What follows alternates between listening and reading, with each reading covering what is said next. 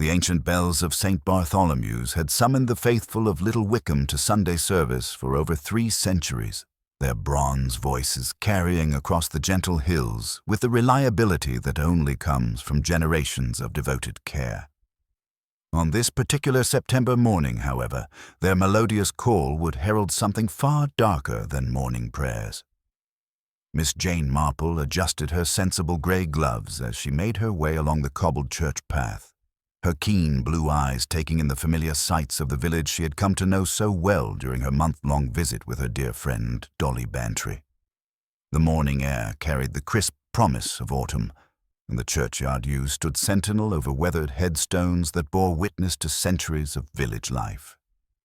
It was, she reflected with quiet satisfaction, exactly the sort of peaceful English morning that reminded one why country life held such enduring appeal. Today marked a special occasion in Little Wickham's calendar, the annual Bell Tower Festival, a cherished tradition that followed the morning service. The newly restored bells, silent for nearly 2 years during extensive repairs, would ring their first full peal in celebration. Tables had been arranged on the church green, laden with Mrs. Pemberton's famous Victoria sponge and the contributions of various village ladies, each dish a small testament to both generosity and gentle competition. The bell ringer himself, Mr. Cyrus Blackwood, stood near the ancient tower entrance, consulting his pocket watch with the precision of a man for whom punctuality was not merely a virtue, but a sacred duty. At 62, Blackwood commanded the bell-ringing team with an authority that brooked no dissent. His knowledge of campanology matched only by his intolerance for those who failed to share his exacting standards. His grey eyes swept over the gathering crowd with the calculating gaze of someone perpetually measuring others against his own rigid expectations. Miss Marple observed, with the unconscious attention of someone who had learned through considerable experience that village gatherings often revealed as much about human nature as they concealed, the subtle tensions that rippled beneath the festive atmosphere. Young Mr. Timothy Ashford, the solicitor's clerk, stood apart from the main group, his usual nervous energy replaced by an uncharacteristic stillness that suggested preoccupation with matters weightier than bell-ringing. Mrs. Violet Grimsby, the postmistress, maintained her customary air of knowing disapproval, though her sharp glances toward the manor house, visible through the trees, seemed more pointed than usual. Most intriguing was the behavior of Miss Celia Fairfax, Blackwood's own assistant and the only woman permitted in his bell-ringing circle. Instead of basking in the reflected glory of the day's celebration, she stood with her dark eyes fixed on the tower's ancient stones, her expression carrying what Miss Marple could only describe as the weight of anticipated sorrow.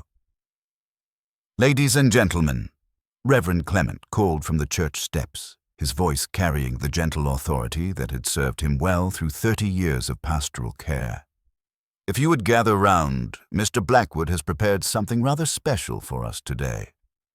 The crowd pressed closer to the tower entrance, children pushing forward with the irrepressible curiosity of youth, while their parents maintained the respectful distance that ancient stones and sacred traditions seemed to demand.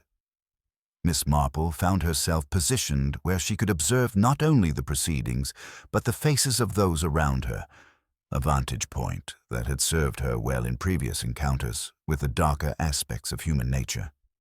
From within the tower came the preparatory sounds of ropes being tested and positions taken. Then, with a clarity that seemed to cleanse the very air, the first bell spoke, a pure, sweet note that made several listeners smile involuntarily. The second bell joined, then the third, their voices weaving together in the complex mathematical harmony that had enchanted English villages for generations. The peal built magnificently, each bell adding its voice to create something greater than the sum of its parts. Miss Marple, who appreciated both the technical skill and the spiritual beauty of well-rung bells, found herself genuinely moved by the performance. For several glorious minutes, the air itself seemed to dance with bronze voices that spoke of continuity, tradition, and the enduring rhythms of English life. Then, with a jarring discord that struck the ear like a physical blow, the harmony shattered. One bell clanged wildly, its rhythm broken, followed by a sound that made everyone freeze, a heavy, sickening thud that seemed to shake the very foundations of the ancient tower. The remaining bells fell silent with an abruptness that left the morning air feeling hollow and wrong. From the tower entrance came the sound of running footsteps on stone stairs, followed by young Timothy Ashford's voice, high and strained with shock. "Dr. Haydock, come quickly. There's been an accident." Dr. Haydock, who had been sampling Mrs. Pemberton's cake with the dedication of a man who understood that village social obligations were not to be taken lightly, immediately pushed through the crowd, his medical bag appearing in his hand as if by magic. Several others followed, including Reverend Clement and, inevitably, Miss Marple herself, whose gentle manner had a way of making her presence seem both natural and unremarkable. The bell chamber, when they reached it, presented a scene that would remain etched in memory long after the official investigations concluded. Mr. Cyrus Blackwood lay crumpled near the far wall, his body positioned at an angle that spoke eloquently of violent impact. His face, in death, wore an expression of profound surprise, as if the last thing he had seen had been something entirely unexpected. Most telling of all, the bell rope nearest to where he lay had been severed cleanly, its frayed end suggesting not accident but deliberate intervention. "Dear me," Miss Marple murmured softly, her eyes taking in details that others, in their shock, might overlook. The slight scuff marks on the wooden floor, the positioning of Blackwood's spectacles, unbroken but lying several feet from where they should have fallen naturally, and most significantly, the small piece of fabric caught on a splinter near the window, blue wool that matched neither Blackwood's clothing nor that of any bell ringer she had observed. As Dr. Haydock confirmed what was already tragically apparent, and Reverend Clement began the somber task of clearing the chamber, Miss Marple remained quietly in the background, her mind already beginning to weave together the threads of what she suspected would prove to be not an accident, but something far more deliberate. The bells of St. Bartholomew's had indeed rung out in celebration, but they had also, she feared, tolled for murder. The peaceful Sunday morning in Little Wickham had been shattered as completely as the harmony of the bells themselves, and Miss Marple found herself once again confronting the eternal mystery of what drives ordinary people to extraordinary acts of violence. Within the hour, the peaceful Sunday morning in Little Wickham had transformed into something altogether more sinister. The cheerful bustle of the Bell Tower Festival dissolved like sugar in rain, replaced by the particular tension that accompanies sudden death in a small community. Miss Marple, having positioned herself on a weathered bench beneath the ancient yew tree, observed with the practiced eye of someone who understood that human nature reveals itself most clearly in moments of crisis. The news of Mr. Blackwood's demise spread with the efficiency that only village networks can achieve. Mrs. Violet Grimsby, the postmistress, had naturally assumed her role as chief information coordinator, her sharp voice carrying across the churchyard as she held court near the church steps. "I always said there was something not quite right about that bell tower," she declared with the authority of someone who made it her business to have opinions about everything. All those years of Blackwood going up there alone, refusing to let anyone else so much as touch those ropes. It's not natural, a man being so secretive about what should be community business. Dr. Haydock, emerging from the tower with his medical bag and a grim expression, was immediately surrounded by anxious villagers seeking confirmation of what they already suspected. "The rope was cut," he announced with characteristic directness. "Clean through, no fraying. This was no accident, I'm afraid." This revelation sent a visible shiver through the assembled crowd. Mrs. Pemberton, whose Victoria sponge now sat forgotten on its doily-covered plate, shook her head in genuine distress. But surely no one would want to harm Mr. Blackwood. He kept to himself, certainly, but murder seemed so extreme. "My dear Mrs. Pemberton," observed Mr. Geoffrey Hartwell, the retired bank manager, with a dry chuckle, Blackwood made enemies the way other men make small talk. His standards were impossibly high, and he never hesitated to let people know when they failed to meet them. Miss Marple noted with quiet interest how each villager's reaction seemed to reveal their particular relationship with the deceased. Young Timothy Ashford stood apart from the main group, his usual nervous energy replaced by an almost catalytic stillness. When Mrs. Grimsby's sharp gaze fell upon him, he shifted uncomfortably, running his hands through his sandy hair. "Timothy, dear," Mrs. Grimsby called with deceptive sweetness, "you were one of the first to find poor Mr. Blackwood. You must have seen something that might help us understand what happened." I only heard the bell stop so suddenly, and then that awful sound," Timothy replied, his voice barely steady. "When I reached the chamber, there was nothing anyone could have done." Miss Marple observed that his hands trembled slightly as he spoke, and she recalled the financial discussions she had overheard at previous village gatherings. Miss Celia Fairfax, who had been standing silently near the tower entrance, finally spoke, her voice carrying a tremor that encompassed grief and something else Miss Marple couldn't quite identify. "Mr. Blackwood was very particular about the bells. He would never have allowed anything to happen to them through carelessness." She paused, pressing a handkerchief to her lips with hands that Miss Marple noted bore traces of white chalk dust on the fingertips. "Only last month," Mrs. Grimsby continued, warming to her subject, "he banned young Peter Morrison from the bell-ringing team for what he called insufficient dedication to the craft. The boy was heartbroken. He'd been ringing since he was 12. And there was that terrible row with the church council about the restoration fund," added Mrs. Pemberton reluctantly. "Mr. Blackwood accused someone of misappropriating money meant for the bells. He never said who, but he made it clear he had his suspicions." Miss Marple observed Miss Fairfax's reaction to this revelation with particular interest.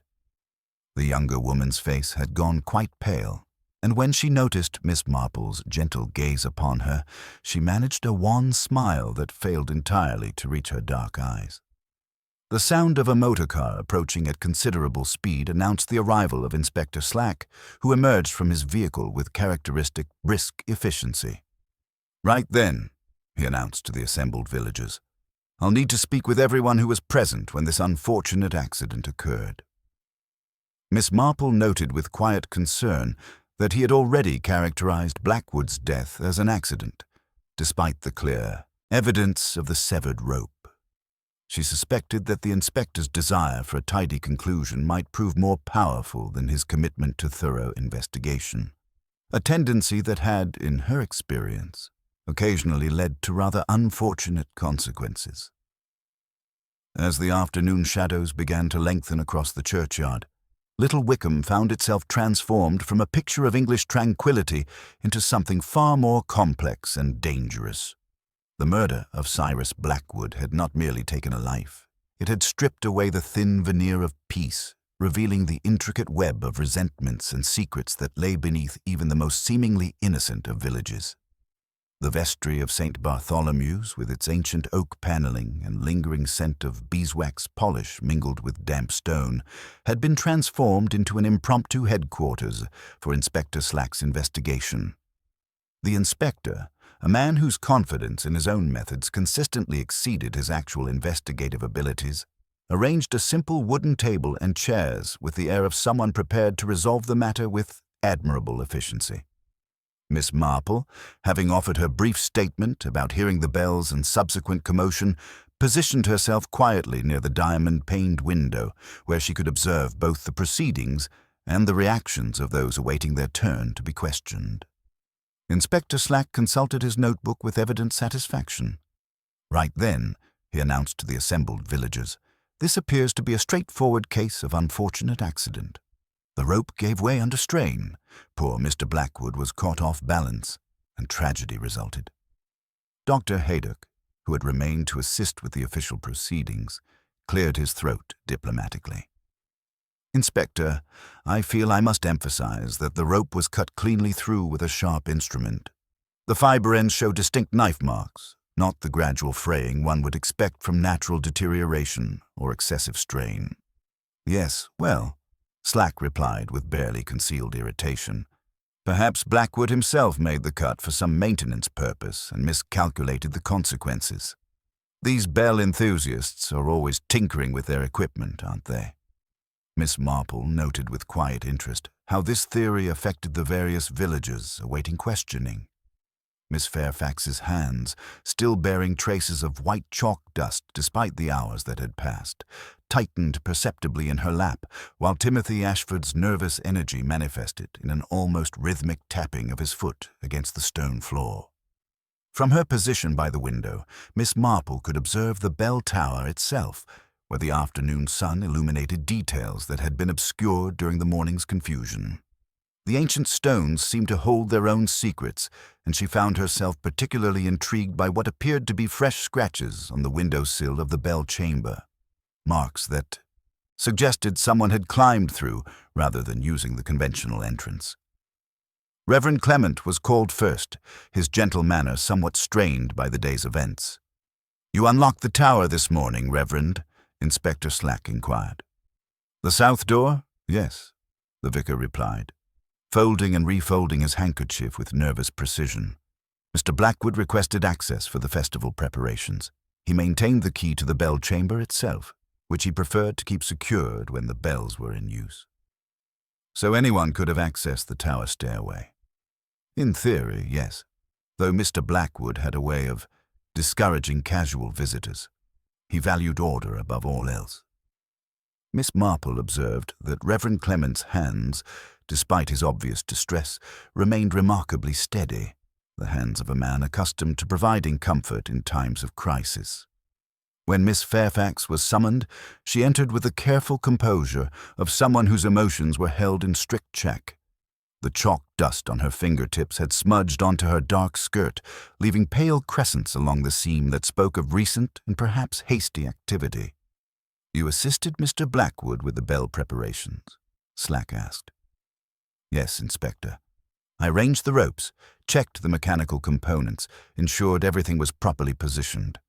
Mr. Blackwood was extraordinarily particular about such matters. He would never have compromised safety for any reason."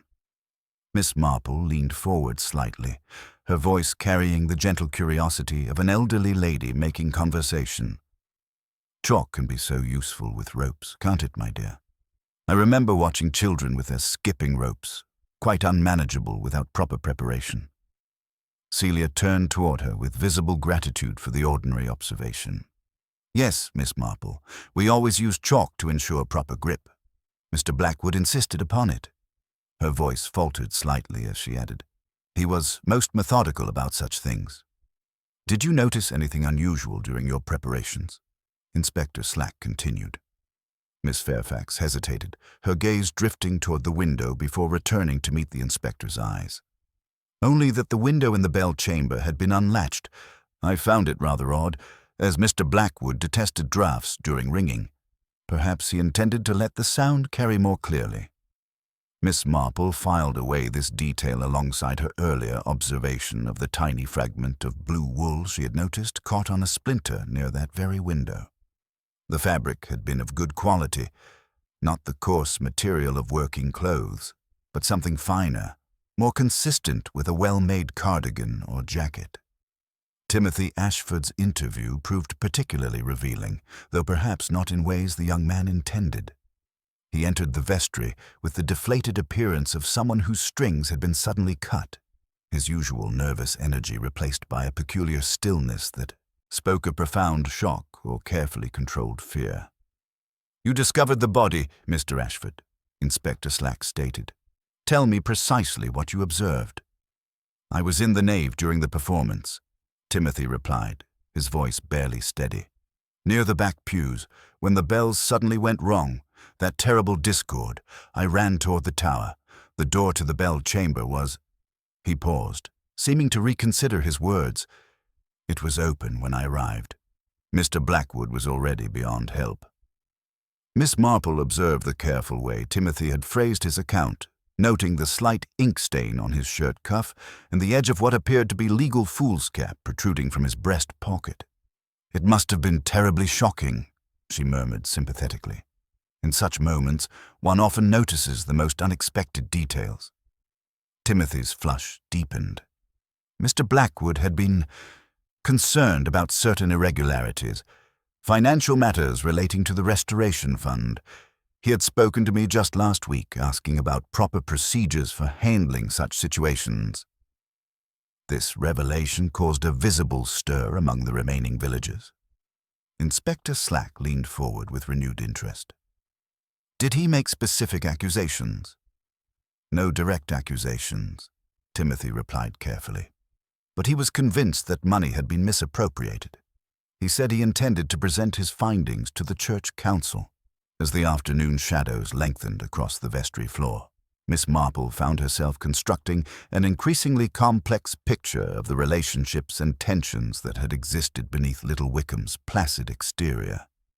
The financial irregularities that had so concerned Mr. Blackwood clearly struck several nerves, and she observed how both Timothy and Miss Fairfax had reacted to suggestions of impropriety with something that went beyond mere surprise. When Inspector Slack concluded his preliminary questioning, apparently satisfied with his theory of accidental death despite the evidence to the contrary, Miss Marple remained by the window, her knitting needles moving in their familiar rhythm as she processed what she had observed and heard. The human heart, she reflected with the wisdom of long experience, was capable of extraordinary deception, particularly when self-preservation demanded it. Someone in Little Wickham had deliberately ended Cyrus Blackwood's life, and that someone was now maintaining a facade of shocked innocence while calculating their next move. The bells of St. Bartholomew's hung silent in their ancient tower, but Miss Marple suspected they had not yet finished telling their story. The small details, the chalk dust, the blue wool, the unlatched window, the nervous reactions to questions about money, all formed pieces of a puzzle that would, with patience and careful observation, eventually reveal the truth about what had really happened in the Bell Chamber that Sunday morning. The morning after the Bell Tower Festival brought with it the particular tension that accompanies the transformation of tragedy into criminal investigation. Inspector Slack, having spent a restless night wrestling with Dr. Haydock's insistent evidence of deliberate sabotage, had reluctantly abandoned his theory of accidental death. The severed rope, with its clean knife marks, demanded a more sinister explanation, and the inspector's methodical mind had already settled upon what seemed the most obvious solution. The prime suspect emerges. Peter Morrison presented himself at the police station with the resigned air of a young man who understood that village gossip had already tried and convicted him in the court of public opinion. At 19, he possessed the sort of restless energy that older generations often mistook for dangerous impulsivity, and his recent dismissal from the bell-ringing team had provided him with both motive and reputation as someone capable of violent reaction to perceived injustice. Inspector Slack conducted the interview in the church vestry, where the ancient oak paneling seemed to absorb both sound and hope with equal efficiency. "Peter Morrison," he began with the satisfaction of a man who had found his quarry, "you were dismissed from Mr. Blackwood's bell-ringing team last month. Tell me about that incident." Peter's jaw tightened in a manner that reminded Miss Marple, observing quietly from her corner chair, of his late grandfather, old Tom Morrison, who had been one of the finest ringers in the county before arthritis claimed his hands. "Mr. Blackwood said I lacked discipline," Peter replied, his voice carrying the bitter edge of wounded pride. 20 years I'd been learning those bells, since I was small enough to need a box to reach the ropes. My grandfather taught me the changes, the same ones his grandfather learned, but that meant nothing to Blackwood. "And this dismissal made you angry?" "Angry?" Peter's laugh held no humor. "He humiliated me in front of the entire team, said I was unfit to touch ropes that had been rung by better men than I could ever hope to be. He made it clear that everything my family had contributed to those bells meant less than nothing to him." Miss Marple noted with quiet interest that Peter's resentment ran deeper than simple professional disappointment. The Morrison family had served St. Bartholomew's for generations, and Blackwood's dismissal had been not merely personal, but genealogical in its implications. Yet something in the young man's manner suggested that his anger, however genuine, lacked the cold calculation that murder required. The village chooses sides. Word of Peter's interrogation spread through Little Wickham with characteristic speed, and by afternoon the village had effectively divided into camps. Mrs. Grimsby, holding court outside the post office, had appointed herself chief prosecutor in the case against the young man. "I always said that boy had too much temper for his own good," she declared to anyone within earshot, and Blackwood, for all his faults, was trying to maintain proper standards. It's a tragedy that it came to this, but not entirely surprising if you consider the Morrison temperament. At the Three Crowns, however, a different perspective emerged. Old Joe Naylor, who had worked alongside Peter at the cricket ground, shook his grey head with conviction. "The lad was with us from before the bells started until well after they stopped. Never left the pitch, not even for a moment. I'd stake my reputation on it." Dr. Haydock, nursing his evening pint, observed dryly, "Reputations in murder cases have a way of proving less reliable than one might hope. Still, if Peter was indeed at the cricket ground, someone would need to explain how he managed to be in two places simultaneously." Miss Marple's growing doubts.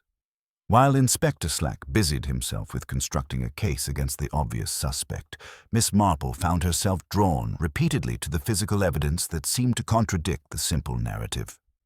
The fragment of blue wool she'd observed near the bell chamber window nagged at her consciousness like an unfinished melody.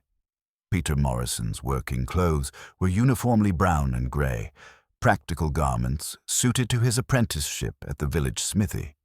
More intriguing still was her discovery, during a quiet afternoon visit to the church, of a program from the previous month's harvest service tucked into a hymn book near the front pews. On its margin, someone had written a careful list of figures, pounds, shillings, and pence, totaled and underlined with mathematical precision.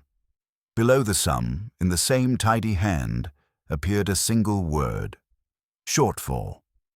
The implications of this discovery sent Miss Marple's mind racing along entirely different paths than those Inspector Slack was pursuing. Financial irregularities in a small community could destroy reputations and livelihoods with devastating efficiency, providing motives far more compelling than wounded pride or professional disappointment. The hidden ledger. Miss Celia Fairfax's revelation about Blackwood's concealed records proved particularly illuminating when Miss Marple, accompanied by Reverend Clement, examined the contents of the Tower office. Behind a heavy oak cabinet, exactly where Celia had indicated, they discovered a leather-bound ledger containing meticulous records of the Restoration Fund's finances. Blackwood's entries, written in his characteristic precise hand, painted a disturbing picture of systematic discrepancies between the amounts collected and those deposited in the church account. The missing sums were not large individually, but accumulated over months, they represented a significant theft from funds raised through the sacrificial generosity of villagers who could ill afford such contributions. Most damning of all were Blackwood's final entries, dated only days before his death, in which he had identified the pattern of the thefts and begun to trace them to their source. The last entry, incomplete, began, "The evidence points unmistakably to," before breaking off, as if the writer had been interrupted or had decided that such accusations required more careful consideration. "Subtle observations and hidden connections." As the investigation progressed, Miss Marple found herself paying particular attention to the small interactions and behavioral details that others might dismiss as insignificant. Timothy Ashford's nervous habit of checking his pocket watch whenever financial matters arose suggested anxiety that went beyond normal concern for punctuality. The chalk dust that had marked Celia Fairfax's hands on the day of the murder had reappeared, despite her obvious attempts to wash it away completely. Most intriguing was the brief exchange she witnessed between Peter Morrison and Celia Fairfax near the church gate. The young woman's expression had held not merely sympathy but something approaching understanding, as if they shared knowledge that others lacked. When Peter noticed Miss Marple's gentle observation, his flush suggested embarrassment rather than guilt, the reaction of someone caught in a confidence rather than a conspiracy. The financial records hidden in Blackwood's ledger provided a compelling alternative to Inspector Slack's theory of passionate revenge. Someone in Little Wickham had been systematically stealing from the Restoration Fund, and Blackwood had discovered their identity. Such knowledge, in a village where reputation meant everything, could indeed provide motive for murder. The weight of evidence. As evening shadows lengthened across the churchyard, Miss Marple found herself constructing a very different picture of the crime than the one Inspector Slack favoured. The severed rope, the unlatched window, the careful positioning of evidence, all suggested planning and forethought that seemed beyond Peter Morrison's impulsive nature. More significantly, the financial motive provided by Blackwood's ledger offered a far more compelling reason for murder than wounded pride over bell-ringing privileges. The blue wool fragment, the chalk dust, the hidden financial records, and the careful timing of the crime all pointed towards someone with intimate knowledge of both the bell tower and the Restoration Fund's management. Peter Morrison, for all his anger and public grievances, lacked access to the financial information that had so concerned Blackwood in his final days. Miss Marple reflected, as she had so many times before, that the human heart was indeed capable of extraordinary deception when self-preservation demanded it. Someone in Little Wickham had committed murder to protect a secret that Blackwood had uncovered, and that someone was now watching Inspector Slack pursue an innocent young man while calculating their own next move. The bells of St. Bartholomew's remained silent in their ancient tower, but Miss Marple suspected they had not yet finished telling their story. The true murderer walked among them still, hidden behind a facade of shocked innocence, and it would require more than obvious motives and convenient suspects to bring them to justice. The small details that others overlooked, the fabric, the dust, the figures, the glances, would ultimately weave together into a pattern that revealed not just who had killed Cyrus Blackwood, but why the truth had been worth a man's life to conceal. The morning after Inspector Slack's interrogations brought with it the peculiar atmosphere that settles over a village when official investigation has temporarily satisfied itself, yet the underlying truth remains as elusive as morning mist. Miss Marple, having offered her assistance with the church flower arrangements, found herself in the unique position of observing how Little Wickham's residents behaved when they believed the immediate danger of scrutiny had passed. The village settles into unease. The vicarage drawing room had become an informal gathering place for those seeking both comfort and information. Mrs. Pemberton arrived with a fresh Victoria sponge, her kind face creased with genuine concern for Mr. Blackwood's elderly sister. Mrs. Grimsby appeared shortly after, ostensibly to coordinate parish notices, but clearly hoping to gather intelligence about the investigation's progress. Miss Marple positioned herself near the window with her needlework, a vantage point that allowed her to observe both the conversations within and the comings and goings in the churchyard beyond. Her gentle presence seemed to encourage confidences, and she listened with the patient attention of someone who understood that truth often emerged not in dramatic revelations, but in the accumulation of small, seemingly insignificant details. Inspector Slack seems quite convinced about young Peter, Mrs. Pemberton observed, her voice carrying the reluctant acceptance of someone who preferred to think well of authority figures. Though I must say, the boy's alibi at the cricket ground does seem rather solid. Mrs. Grimsby adjusted her navy cardigan with a sharp tug that Miss Marple noted with quiet interest. The garment was of excellent quality, its deep blue wool finely woven and well maintained. However, at the left cuff, Miss Marple observed a small but distinct snag where several threads had been pulled and broken, creating a pale furrow in the otherwise pristine fabric. "Alibis can be arranged," Mrs. Grimsby replied with the authority of someone who had read extensively in detective fiction. "And young men these days have such volatile tempers. Mr. Blackwood was merely trying to maintain proper standards." Miss Marple's methodical investigation. After the morning's social obligations, Miss Marple embarked upon what appeared to be a series of aimless errands, but was actually a carefully planned examination of the physical evidence that others had either overlooked or dismissed as unimportant. Her first stop was the post office, where she required stamps for correspondence that could easily have waited another day. The post office interior revealed several details that had escaped official notice. Behind the counter, the Restoration Fund collection tin sat slightly askew, its painted surface bearing fresh scratches along one edge, parallel marks that suggested hasty contact with metal implements. More significantly, the brass door handle showed faint traces of white residue that Miss Marple recognized immediately as chalk dust, despite Mrs. Grimsby's obvious efforts to maintain cleanliness. "Such a terrible business," Miss Marple observed gently, accepting her stamps.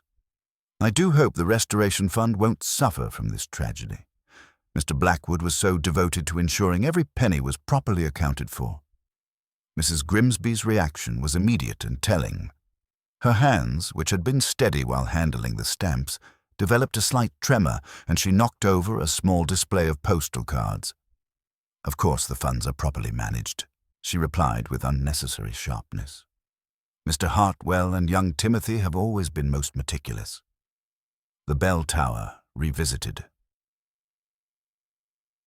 Miss Marple's afternoon visit to the church, ostensibly for quiet prayer and reflection, allowed her to examine the scene of the crime with the systematic attention it deserved. Reverend Clement, understanding her need for solitude, provided the tower key without question, trusting in her discretion and gentle nature. The bell chamber, in the soft afternoon light, revealed details that had been obscured during the morning's chaos.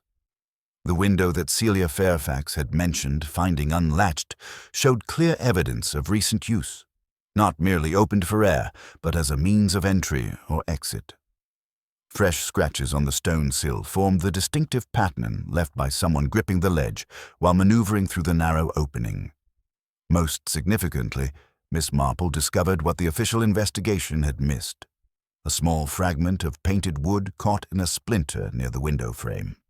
The piece bore traces of blue paint, not the deep navy of fine wool, but the lighter, more utilitarian blue commonly used for household items or storage containers. The paint was fresh enough to smear slightly when touched, indicating recent contact. The financial thread unravels. Her examination of the hidden ledger that Celia had revealed proved even more illuminating than initially suspected. Mr. Blackwood's meticulous records showed not random theft, but a sophisticated pattern of embezzlement that demonstrated intimate knowledge of the church's financial procedures. Small amounts had been systematically diverted over months, always during periods when specific individuals had been responsible for collecting and depositing donations. The pattern revealed something more disturbing than simple greed. The thefts corresponded precisely with times when the Restoration Fund's management had been delegated to trusted volunteers. Someone with access to both the collection process and the deposit procedures had been carefully skimming funds while maintaining the appearance of proper accounting. Most telling was Blackwood's final entry, written in his characteristic precise hand just days before his death. The discrepancies follow a pattern that points to someone with intimate knowledge of our procedures. The evidence is circumstantial but compelling. I must confront the individual before presenting my findings to the Church Council. Behavioral patterns and hidden connections. Miss Marple's observations of the various suspects' behavior since the murder revealed patterns that spoke more eloquently than any direct testimony. Timothy Ashford's nervous energy had intensified rather than diminished, his frequent glances toward his pocket watch suggesting anxiety about time that went beyond normal punctuality. More significantly, his hands bore the telltale stains of someone who had been handling documents extensively. Not the occasional ink spots of routine correspondence, but the systematic marking of someone engaged in detailed record examination or alteration. Celia Fairfax's behavior presented a different but equally revealing pattern. Her grief, while genuine, was accompanied by a watchfulness that suggested constant calculation of risks and possibilities. The chalk dust that continued to appear on her clothing despite obvious efforts at cleanliness indicated ongoing contact with the substance in contexts unrelated to bell-ringing preparation. Most intriguingly, Miss Marple observed a brief encounter between Celia and Mrs. Grimsby near the church gate, where the two women exchanged words in voices too low to overhear, but with expressions that suggested shared knowledge of something significant. When they noticed Miss Marple's gentle observation, both women separated quickly, their faces assuming expressions of studied innocence. The crucial, overlooked detail. It was while examining the bell chamber floor with particular attention to areas the official investigation had deemed unimportant that Miss Marple made her most significant discovery. Near the base of the wall opposite the severed rope, partially concealed by centuries of accumulated dust and debris, lay a small brass object that had escaped everyone's notice. The item proved to be a button. Not the common horn or wooden buttons typical of working clothes, but a distinctive brass button bearing an intricate pattern. The design was familiar to Miss Marple's experienced eye, the sort of specialized button used on official uniforms or formal garments, particularly those associated with banking or financial institutions. More significantly, the button's position suggested it had not simply fallen during the struggle, but had been torn away with considerable force, landing several feet from where the main confrontation had occurred. This indicated that the killer had been grabbed or grappled with during the attack and had left behind physical evidence that could potentially identify them. Connecting the threads. As Miss Marple sat in the quiet of the vicarage drawing-room that evening, her needlework providing a meditative rhythm for her thoughts, the various elements of the case began to form a pattern that was both more complex and more disturbing than Inspector Slack's simple theory of passionate revenge. The financial irregularities, the sophisticated knowledge of church procedures, the careful timing of the murder during the bell performance, the misdirection provided by the unlatched window, and the physical evidence of chalk dust and brass buttons all pointed toward a crime that involved not impulsive anger, but calculated desperation. Someone in Little Wickham had been systematically stealing from the Restoration Fund, using their position of trust and their knowledge of the church's financial procedures to divert money that had been sacrificed by villagers who could ill afford such generosity. When Cyrus Blackwood's meticulous nature had uncovered the theft, the perpetrator had been forced to choose between confession and murder. The choice they had made revealed not only their guilt in the financial crime, but their willingness to commit the ultimate sin to protect their reputation and position in the community. The bells of St. Bartholomew's had indeed rung out that Sunday morning, but they had tolled not for celebration, but for a soul lost to greed and desperation. Miss Marple reflected, as she had so many times before, that the human heart was capable of extraordinary self-deception when faced with the consequences of its own actions. Someone in Little Wickham walked among them still, maintaining a facade of shocked innocence while knowing that they had not only stolen from their neighbors, but had murdered a man whose only crime had been his dedication to honesty and proper accounting. The small details, the button, the chalk, the paint fragment, the financial patterns, would ultimately weave together to reveal not just who had killed Cyrus Blackwood, but why they had been willing to risk everything to keep their secret hidden. The truth, Miss Marple knew from long experience, had a way of emerging despite the most careful attempts to bury it, and she suspected that Little Wickham's ordeal was far from over. The morning after Inspector Slack's preliminary interviews brought with it the peculiar stillness that settles over a village when official scrutiny has temporarily moved on, yet the underlying tensions remain as taut as bell ropes under strain. Miss Marple, having offered her assistance with the church flower arrangements, found herself uniquely positioned to observe how Little Wickham's residents behaved when they believed the immediate danger of investigation had passed. The banker's revelation. Her first encounter of significance came quite by chance outside the village library, where she met Mr. Geoffrey Hartwell adjusting the lapels of his navy blazer with the fussy precision of a man who maintained exacting standards in all things. The retired bank manager lifted his hat with old-fashioned courtesy, though Miss Marple's experienced eye noted a certain tension in his movements. "Dreadful business about poor Blackwood," Hartwell observed, his voice carrying the measured tones of someone accustomed to discussing financial irregularities with discretion. "The village will feel this loss for years, I suspect. He was a man of uncompromising principles, particularly where money was concerned." Miss Marple's gentle inquiry about the Restoration Fund's management prompted an unexpected revelation. "He came to me several weeks ago," Hartwell admitted, lowering his voice conspiratorially. "Blackwood suspected systematic discrepancies in the church accounts. The pattern of deposits and withdrawals was too consistent to be accidental. It suggested someone with both access and a clear understanding of proper procedures."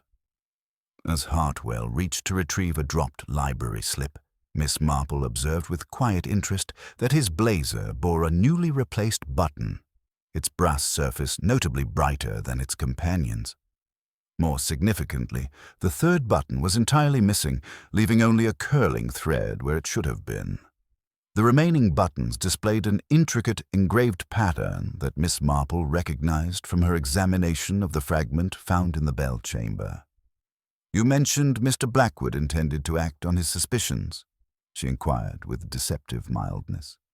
Hartwell's expression tightened. "Indeed. He said he would confront the individual before presenting his findings to the church council. Blackwood believed in giving people the opportunity to confess before facing public disgrace." The banker's hands, Miss Marple noted, showed a slight tremor as he spoke of confrontation and disgrace. Documents and destruction. Her visit to the solicitor's office revealed Timothy Ashford in a state of barely controlled anxiety, seated before his roll-top desk with ink-stained fingers and the hollow-eyed appearance of someone who had spent sleepless nights wrestling with impossible choices.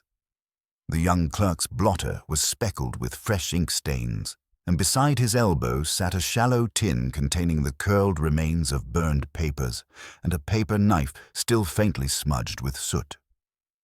"We had a small mishap with the hearth this morning," Timothy explained with unconvincing casualness when Miss Marple's gaze fell upon the evidence of hasty document destruction. "Old drafts and obsolete notes. Too many scraps clutter a desk, don't you find?"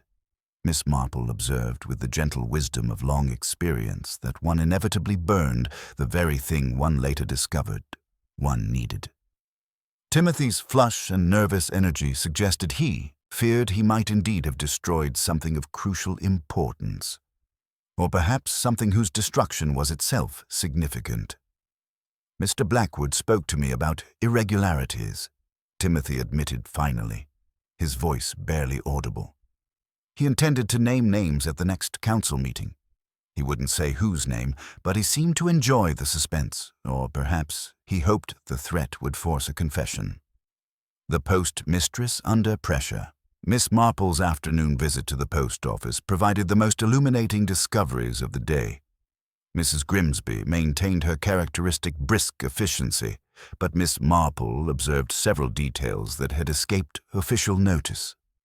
Behind the counter, the Restoration Fund collection tin sat slightly askew, its painted surface bearing fresh scratches along one edge. More significantly, the brass door handle showed traces of white residue that Miss Marple immediately recognized as chalk dust. Through the partially open door to the back room, Miss Marple glimpsed a small wooden step stool painted in domestic light blue. Its front edge bore a triangular splinter missing from recent damage, the raw wood pale and fresh. On the top tread lay a faint dusting of white powder that most would mistake for flour, but Miss Marple's experienced eye recognized the telltale residue of chalk used for bell rope preparation. "Such a sturdy little step for reaching high shelves," Miss Marple observed pleasantly. "I always think blue is such a cheerful color for household items." Mrs. Grimsby's reaction was immediate and telling. Her hands, usually steady from years of handling mail and money, developed a noticeable tremor, and she knocked over a small display of postal cards. "My brother painted it years ago," she replied with unnecessary defensiveness.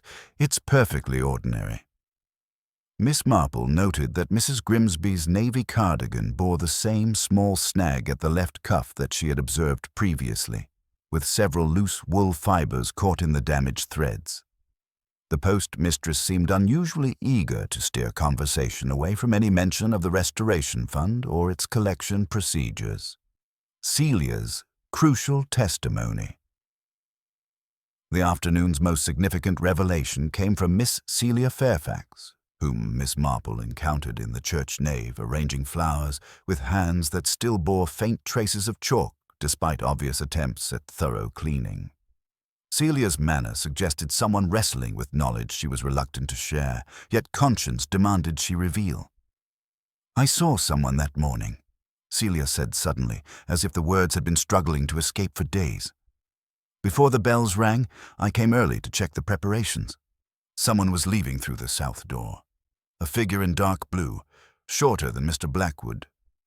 I didn't tell Inspector Slack because—" She hesitated, then continued with painful honesty. "Because Peter Morrison would have been blamed for anything I said, and he's suffered enough already." Miss Marple's gentle encouragement drew out additional details that proved crucial to understanding the crime's execution. "The window in the bell chamber had been unlatched," Celia continued. "I found it odd because Mr. Blackwood detested drafts during ringing, but someone could have used it to enter or leave without being seen on the main stairs." The web of protection. As the afternoon shadows lengthened across Little Wickham's ancient stones, Miss Marple found herself confronting a puzzle far more complex than simple murder for financial gain. The various suspects were engaged in an intricate dance of protection and misdirection, each attempting to shield others while managing their own complicity in the web of deception that had preceded Blackwood's death. Peter Morrison's apparent guilt stemmed not from having committed the crime, but from his knowledge of the thief's identity and his misguided attempts to protect someone he believed incapable of murder. Timothy Ashford's document burning represented desperate efforts to conceal evidence that might implicate someone whose reputation he valued above his own safety. Mrs. Grimsby's defensive behavior and the physical evidence linking her to the crime scene suggested direct involvement, yet her motivations seemed to encompass more than simple greed. Most troubling was Celia Fairfax's active participation in concealing evidence, her chalk-stained hands testament to ongoing efforts to obscure the truth about what had happened in the bell chamber. The young woman's loyalty to someone she was protecting had led her to risk her own reputation and safety. Miss Marple's synthesis. The physical evidence was beginning to form a coherent pattern that pointed inexorably toward a specific conclusion. The brass button with its distinctive banking institution pattern, the blue paint fragment that matched the damaged step stool, the chalk dust that connected the post office to the bell chamber, and the witness testimony about a figure in dark blue clothing, all combined to create a picture of premeditated murder executed by someone with intimate knowledge of both the church's procedures and the Restoration Fund's management. The financial motive, confirmed by Hartwell's testimony about systematic embezzlement, provided the desperate necessity that had driven someone to kill rather than face exposure and disgrace. Blackwood's methodical nature and his intention to confront the thief before making public accusations had sealed his fate, giving the killer both warning of discovery and opportunity to act. Miss Marple reflected, as she had so many times before, that the human heart was capable of extraordinary self-deception when faced with the consequences of its own actions. Someone in Little Wickham had progressed from petty theft to murder, justifying each step as necessary for survival, while others in the community had become unwitting accomplices through their loyalty and desire to protect those they cared about. The bells of St. Bartholomew's hung silent in their ancient tower, but Miss Marple suspected they would soon toll again, not in celebration, but in the sombre acknowledgement that truth, however painful, must ultimately prevail over the comfortable lies that communities sometimes tell themselves to preserve peace. The small details, the button, the paint, the chalk, the damaged step, the witness testimony were weaving together into an undeniable pattern. The confrontation that Cyrus Blackwood had planned would indeed take place, but it would be Miss Marple who would gently but inexorably expose the truth about what had really happened in the Bell Chamber that Sunday morning, and why the theft of church funds had led to something far more precious being stolen: a human life. The third evening after Cyrus Blackwood's murder brought with it an unseasonable chill that seemed to settle over Little Wickham like a physical manifestation of the village's collective unease. Miss Marple, having spent a quiet afternoon in contemplation of the various threads she had been weaving together, was disturbed from her needlework by the sound of the church bells ringing out in wild, discordant clanging that bore no resemblance to their usual melodious call to evening prayer. The second incident. The irregular pealing drew villagers from their homes with the same magnetic pull that had summoned them on that tragic Sunday morning, though this time their faces bore expressions of apprehension rather than anticipation. Miss Marple made her way to the church with the measured pace of someone who suspected that haste might cause her to overlook crucial details, and her caution proved well-founded. In the tower stairwell, she discovered Miss Celia Fairfax, sitting on the stone steps, one hand pressed to her temple where a purpling bruise was already forming. At Celia's feet lay a coil of bell rope, positioned with suspicious precision across the narrow stair, in a manner that could only have been deliberate. The rope bore the distinctive chalk markings used in bell preparation, but more significantly, it had been secured with a small, neat bow that Miss Marple immediately recognized as the type used by postal workers for securing parcels. Someone was here, Celia managed, her voice shaky but determined. I heard movement in the bell chamber and came to investigate. The rope wasn't there when I started up the stairs. I'm certain of it. Dr. Haydock, summoned by the commotion, confirmed that Celia's injury was consistent with a deliberate trap rather than an accidental fall. The positioning of the rope, the force required to create her bruising, and the suspicious timing all pointed to someone who had wanted to prevent her from reaching the bell chamber, or perhaps to create a diversion while they completed some urgent business there. The ledger's disappearance. Inspector Slack's investigation of the bell chamber revealed the true purpose behind the evening's dramatic incident. Blackwood's meticulous ledger, which had been secured in the tower office, was missing entirely. More tellingly, the small iron strongbox where it had been kept showed clear evidence of having been forced open with considerable skill. The lock mechanism had been manipulated rather than simply broken, suggesting someone with experience in such matters. In the vestry, the acrid smell of burned paper hung in the air, despite the evening's ventilation. The metal wastebasket contained the charred remains of what had clearly been substantial documentation, though a few fragments had escaped complete destruction. Miss Marple observed with quiet interest that one partially burned piece bore Blackwood's distinctive handwriting and what appeared to be a column of financial calculations, the figures still faintly visible despite the fire damage. "Someone has been quite thorough," she murmured to Reverend Clement, noting the fine ash that had been scattered across the vestry floor in a pattern suggesting hasty but systematic destruction, though perhaps not quite thorough enough. The anonymous accusation. The morning following the incident brought with it an unexpected development that seemed designed to redirect the investigation's focus entirely. Inspector Slack discovered an anonymous letter tucked beneath his office door, written in careful block capitals on ordinary foolscap paper. The message was brief but damning. It claimed that the writer had witnessed Mrs. Grimsby climbing through the bell chamber window at the time of Blackwood's murder, using a blue step stool to reach the opening. Miss Marple examined the letter with the gentle attention she might give to a particularly interesting botanical specimen. The paper, while common, bore a faint watermark that she recognized from the solicitor's office supplies. More significantly, the ink showed the distinctive flow patterns of a fountain pen rather than the more common pencil or dip pen, and a small smudge near the bottom margin matched the blue-black ink she had observed on Timothy Ashford's desk blotter. How curious that such an important witness should choose anonymity over civic duty, she observed to Inspector Slack, who was already preparing to act on this apparent breakthrough. One might wonder what prevents them from speaking openly about such crucial evidence. Character reactions and deepening suspicions.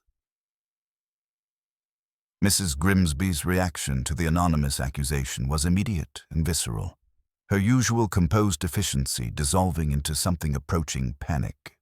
Her navy cardigan, Miss Marple noted, showed fresh damage since their last encounter. New snags and pulls that suggested recent contact with rough surfaces, possibly the ancient stones of the church walls. "This is monstrous," Mrs. Grimsby declared, her voice carrying the shrill edge of genuine terror. "Why would anyone make such accusations? I've devoted my life to serving this community." Yet her protestations were undermined by her inability to provide a clear account of her whereabouts during the bell performance, her vague references to personal errands only serving to deepen Inspector Slack's growing suspicions. Miss Marple observed that Mrs. Grimsby's distress seemed to encompass something beyond simple fear of false accusation. Her repeated glances toward the solicitor's office and her nervous checking of the time suggested anxiety about coordination with someone else's activities. Timothy Ashford's behavior had become increasingly erratic, his usual nervous energy transformed into something approaching desperation. When Miss Marple encountered him near the church grounds, she observed that his hands bore fresh stains, not the usual ink marks of his profession, but the telltale residue of someone who had been handling burned paper and chemical solvents. His attempts to maintain normal conversation were undermined by his obvious preoccupation with matters far removed from legal correspondence. "People do terrible things when they're cornered," Timothy said suddenly, his voice barely controlled. "Fear makes us betray those we care about, destroy things we should protect. Sometimes the cure becomes worse than the disease." Miss Marple's synthesis. As Miss Marple sat in the quiet of the vicarage drawing room that evening, the various elements of the case began to form a pattern that was both more complex and more tragic than simple murder for financial gain. The anonymous letter, rather than providing genuine evidence, represented an attempt by one conspirator to sacrifice another in order to protect themselves and possibly others. The evening's incident at the bell tower had been designed to accomplish multiple objectives: creating a diversion while evidence was destroyed, removing the ledger that contained Blackwood's damning financial analysis, and positioning the investigation to accept the anonymous accusation as credible. The rope trap that had injured Celia was both a means of preventing her from witnessing the evidence destruction and a way of lending credibility to the idea that someone was actively interfering with the investigation.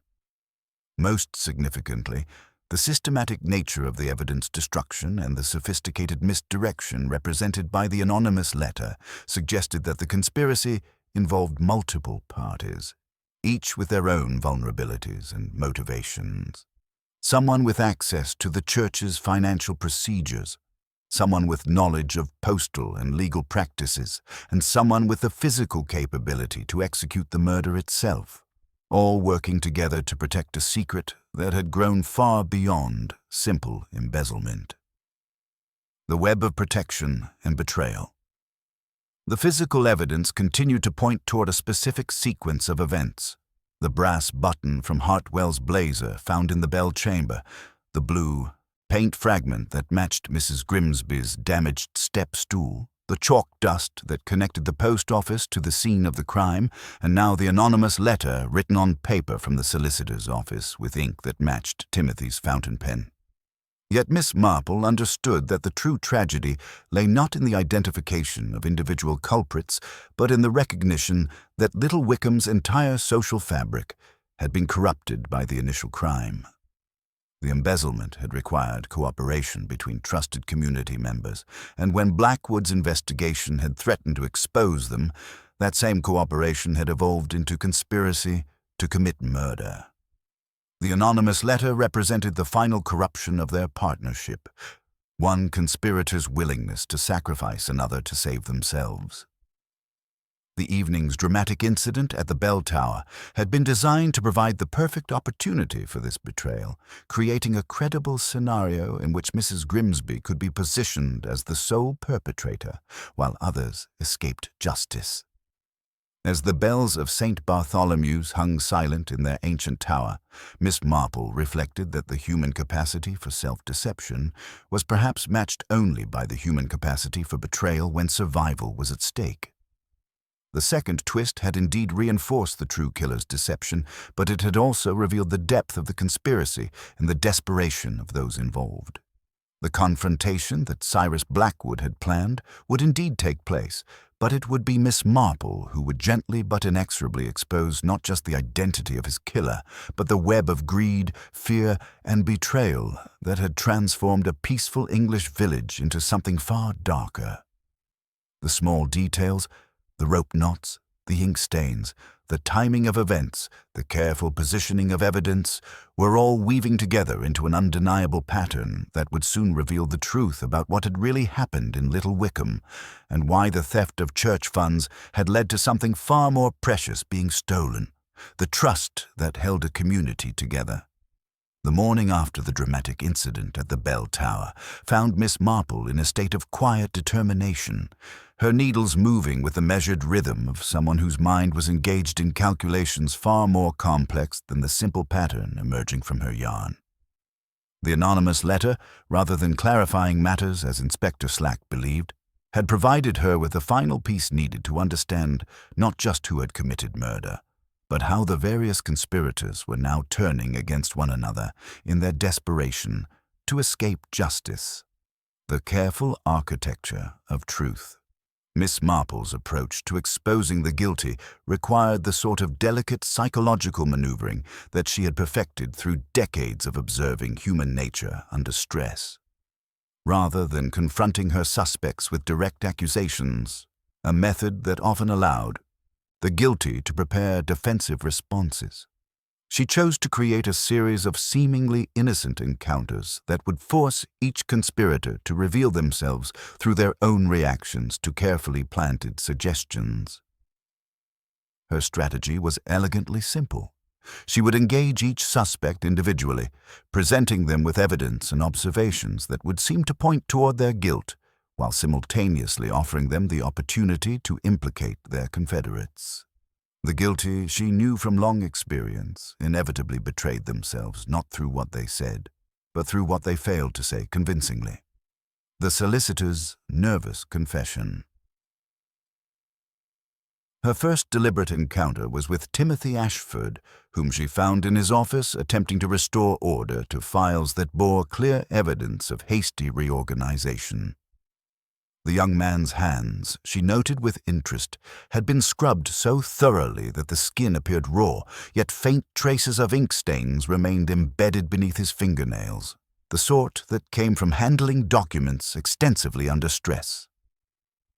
"Such a terrible business about poor Mrs. Grimsby," Miss Marple observed gently, settling herself in the chair across from his desk with the comfortable air of someone prepared for a lengthy chat. "I do hope Inspector Slack's investigation won't cause her too much distress. Anonymous accusations can be so damaging, can't they?" Timothy's reaction was immediate and telling. His face flushed deeply, and his gaze darted involuntarily toward the locked filing cabinet before returning to meet her eyes with obvious effort. "Yes, it's most unfortunate.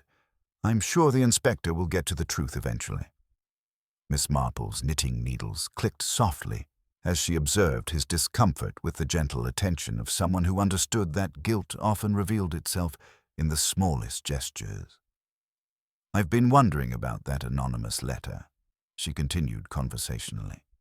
"The paper, you know, it had such a distinctive watermark, the sort one finds in legal stationery. And the ink flow suggested a fountain pen rather than an ordinary nib. Quite specific details, don't you think?" Timothy's hands began to tremble slightly as he reached for his pen, then thought better of it and clasped them together on his desk. I wouldn't know about such things, Miss Marple. Stationery is stationery, isn't it?" "Of course, dear boy," Miss Marple replied with understanding sympathy. Though I did notice that Mr. Blackwood had been quite concerned about the Restoration Fund accounts in his final weeks. He mentioned to several people his intention to confront the person responsible before making any public accusations. Such a considerate approach, giving someone the opportunity to confess privately before facing the humiliation of public exposure. The effect of these words was precisely what Miss Marple had anticipated. Timothy's composure cracked visibly, and he began to speak in a rush of nervous energy. "Miss Marple, you must understand that none of us intended for things to go so far. The money was meant to be replaced. It was just temporary difficulties, and when Mr. Blackwood discovered the discrepancies—" He stopped abruptly, realizing what he had revealed, but Miss Marple's gentle nod encouraged him to continue. "The anonymous letter was my idea," he admitted miserably. "Mr. Hartwell said we needed to redirect suspicion, that Mrs. Grimsby could claim she was being framed. But I never thought anyone would actually be hurt. When Celia started asking questions about the burned papers, we panicked. The bankers calculated desperation." Armed with Timothy's partial confession, Miss Marple sought out Geoffrey Hartwell at his residence, where she found him in his study, examining what appeared to be bank documents with the intense concentration of someone searching for solutions to impossible problems.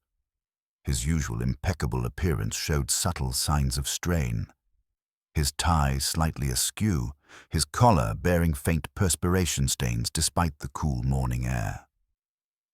"Mr. Hartwell," Miss Marple began with her characteristic directness tempered by gentle concern, "I've just had the most interesting conversation with young Timothy. He seems to be laboring under considerable guilt about recent events. I thought perhaps you might help me understand his distress." Hartwell's reaction was more controlled than Timothy's had been, but Miss Marple's experienced eye caught the slight tightening around his eyes, and the way his fingers unconsciously moved to touch the place where his missing button should have been. "Timothy is a sensitive young man," he replied carefully. "Recent events have been traumatic for everyone in the community." Miss Marple produced the brass button she had found in the bell chamber, placing it delicately on the small table between them. "I discovered this in rather an odd location," she observed mildly. "The pattern is quite distinctive, the sort used on banking institution uniforms, I believe, or perhaps formal blazers worn by retired bank managers." Hartwell's gaze fixed on the button with an intensity that spoke volumes about its significance to him. "Buttons are lost everywhere," he said, his voice carefully neutral. "One can hardly draw conclusions from such common occurrences." "Indeed," Miss Marple agreed pleasantly. "Though when combined with other evidence, the systematic nature of the theft from the Restoration Fund, the sophisticated knowledge of banking procedures required to conceal such irregularities, the desperate need to silence someone who had discovered the pattern, one begins to see a rather clearer picture." She leaned forward slightly, her voice taking on a more serious tone while maintaining its gentle quality. "Timothy has already explained about the anonymous letter, Mr. Hartwell. He's also mentioned your role in coordinating the response to Mr. Blackwood's investigation. I think it would be wise for you to consider your position carefully before Inspector Slack's inquiries become more thorough." Hartwell's facade of professional composure finally showed cracks as he realized that his careful coordination of the cover-up was unraveling. "You don't understand the pressures involved," he said, his voice carrying the strain of months of concealed anxiety. "The bank was conducting its own investigation into certain irregularities in my personal accounts. I needed those church funds temporarily to cover discrepancies until I could arrange proper financing. The postmistress's trapped loyalty. Miss Marple's final test came with Mrs. Grimsby, whom she found at the post office in a state of barely controlled panic, her usual brisk efficiency replaced by nervous energy that manifested in constant rearranging of already organized materials. The navy cardigan had been replaced by brown wool, but Miss Marple noted that chalk dust still clung to the woman's fingernails, despite obvious attempts at thorough cleaning. "My dear Mrs. Grimsby," Miss Marple began with genuine sympathy, "I can only imagine how distressing this anonymous accusation must be for you. To have your years of faithful service called into question by such cowardly methods." Mrs. Grimsby's eyes filled with tears of frustration and fear. "It's monstrous, Miss Marple, after everything I've done for this community, to be accused of murder based on lies and fabrications." Miss Marple observed the woman's distress with the compassionate attention of someone who understood that guilt often wore the mask of righteous indignation. "The accusation does seem rather convenient, doesn't it? Almost as if someone who knew about your involvement in the financial irregularities decided to make you the sole scapegoat for crimes that clearly required multiple participants." The effect was immediate and devastating. Mrs. Grimsby's face went white, and she gripped the counter for support. "They promised," she whispered, her voice breaking. "Mr. Hartwell promised that if we all stayed quiet, if we supported each other, everything would be resolved quietly. But when Mr. Blackwood started asking questions..." Miss Marple's gentle encouragement drew out the rest of the story. Mrs. Grimsby had been recruited to help with a systematic skimming of Restoration Fund donations, using her position as postmistress to intercept and redirect certain contributions. When Blackwood's investigation had threatened to expose them all, Hartwell had convinced her that they needed to act decisively to protect themselves. "I provided the step stool and helped plan the window entry," Mrs. Grimsby confessed, tears streaming down her face. "But I never went into the bell chamber myself. I never touched Mr. Blackwood. That was someone else's doing." The web revealed. As Miss Marple sat in the quiet of the vicarage drawing-room that evening, processing the outward confessions and partial admissions she had gathered, the full scope of the conspiracy became clear. Timothy Ashford had provided the legal expertise needed to manipulate church records and create the anonymous letter. Mrs. Grimsby had used her postal position to intercept donations and had assisted with the physical aspects of the crime. Geoffrey Hartwell had coordinated the conspiracy and, most significantly, had been the one to actually commit the murder. The pattern was both more complex and more tragic than simple individual greed. The theft had begun as Hartwell's desperate attempt to cover his embezzlement from the bank, but it had evolved into a conspiracy that corrupted the trust and loyalty that held the community together. When exposure had threatened, that same loyalty had been perverted into complicity in murder. Most revealing had been each conspirator's reaction when confronted with evidence of their guilt. Timothy's immediate confession spoke to a conscience that could no longer bear the weight of deception. Mrs. Grimsby's desperate attempt to maintain her innocence while revealing her knowledge of the conspiracy's details showed someone trapped between loyalty and self-preservation.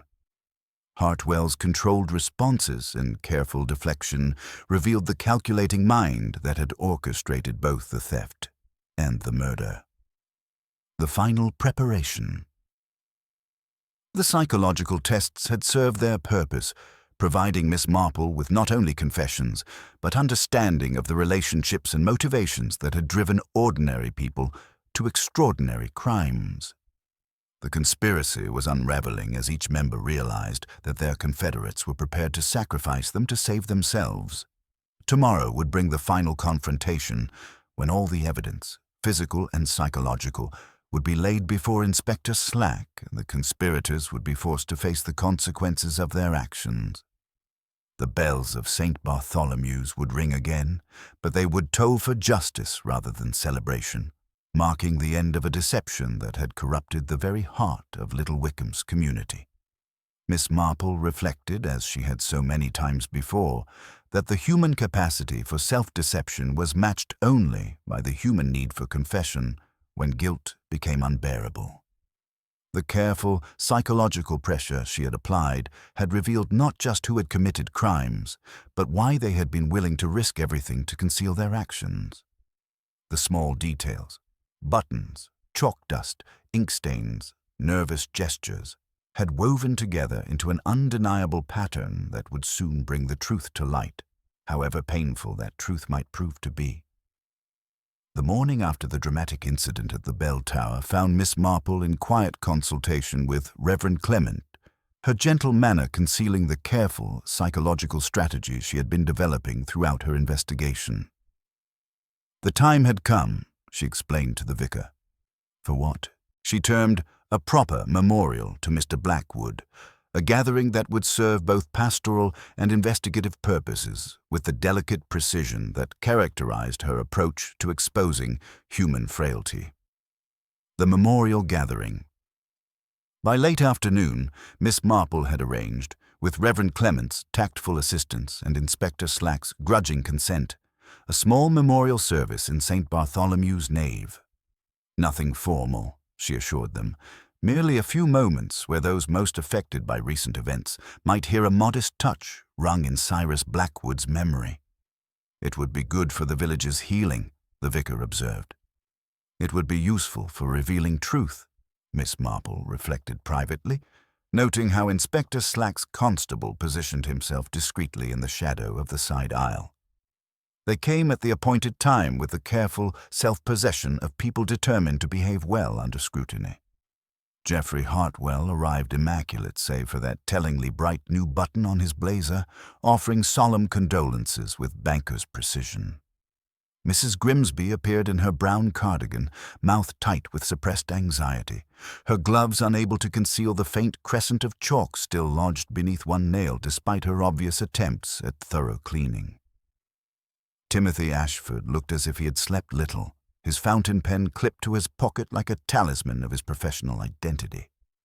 Miss Celia Fairfax came pale but steady, and Peter Morrison stood at the back, his eyes fixed on the tower arch as if the ancient stones themselves might speak the truth that human voices had concealed. Miss Marple positioned herself near the front pew, where she could observe every face and gesture with the gentle attention that had served her so well in previous encounters with guilty consciences. The subtle orchestration. "Before we begin," Miss Marple said, turning a small envelope over in her lap with the idle movements of elderly fingers. "Reverend Clement, would you be so kind as to place this in the vestry safe? It contains only a few charred fragments that Dr. Haydock and I recovered from the ashes. Quite dull, really, but Inspector Slack may find them useful when he has time for a thorough examination." She handed the envelope to Clement with the mild officiousness of a careful parishioner. The vicar, who had been carefully rehearsed in his role, nodded gravely and, with the constable following at a discreet distance, took it into the vestry. The safe door clicked shut with finality, and the key disappeared into Clement's breast pocket with deliberate visibility. Miss Marple's keen eyes observed Geoffrey Hartwell's reaction with particular interest. He had maintained perfect composure until the word ashes was spoken. Then came the briefest flicker, a swift, calculating glance toward the vestry door before his expression settled back into appropriate solemnity. The movement was barely perceptible, but it spoke volumes about the contents of that envelope and Hartwell's urgent interest in them. Celia Fairfax, at a gentle nod from the vicar, stepped to the bell chamber entrance. With a small bowl of chalk at hand, she dusted her palms and the sally of the treble bell with the methodical precision that Blackwood had always demanded. "Only a short touch," she announced, her voice steady despite the emotional weight of the moment. "Plain Hunt, as Mr. Blackwood would have preferred." The psychological pressure builds. While Celia prepared the bells, Miss Marple turned her attention to Mrs. Grimsby with grandmotherly interest. "Such neat knots you tie, my dear," she observed conversationally, gesturing toward a small hamper of donations for a village family that sat nearby, complete with brown paper and string. "I always make such a muddle of parcels. Would you show me your particular method?" Flattery regarding one's professional skills rarely fails to elicit cooperation, and Mrs. Grimsby, despite her obvious distress, found herself obliging. Her hands moved with the automatic precision of years spent in postal service, creating knots of perfect symmetry, neat half-hitches lying like twins, each loop precisely positioned. Inspector Slack, who had been primed to observe such details, raised an eyebrow at the distinctive pattern that matched exactly the rope trap that had injured Celia Fairfax.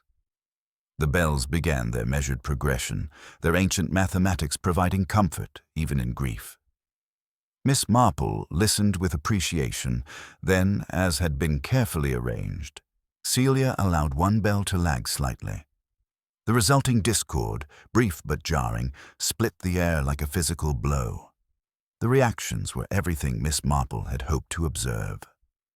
Timothy's head jerked as if struck, his usual nervous energy transforming into something approaching panic. Mrs. Grimsby flinched visibly, her hands tightening on her handbag with unconscious desperation. But Geoffrey Hartwell's response was the most revealing of all. He did not start at the discord, but instead his gaze went immediately upward, not to the bell chamber in general, but to that specific corner where 3 days ago a man had fallen and a severed rope had swung uselessly. His hand lifted almost involuntarily to touch the place where his missing button should have been, before he caught himself and turned to address the vicar with studied casualness. "Might we have better light in the vestry, Reverend?"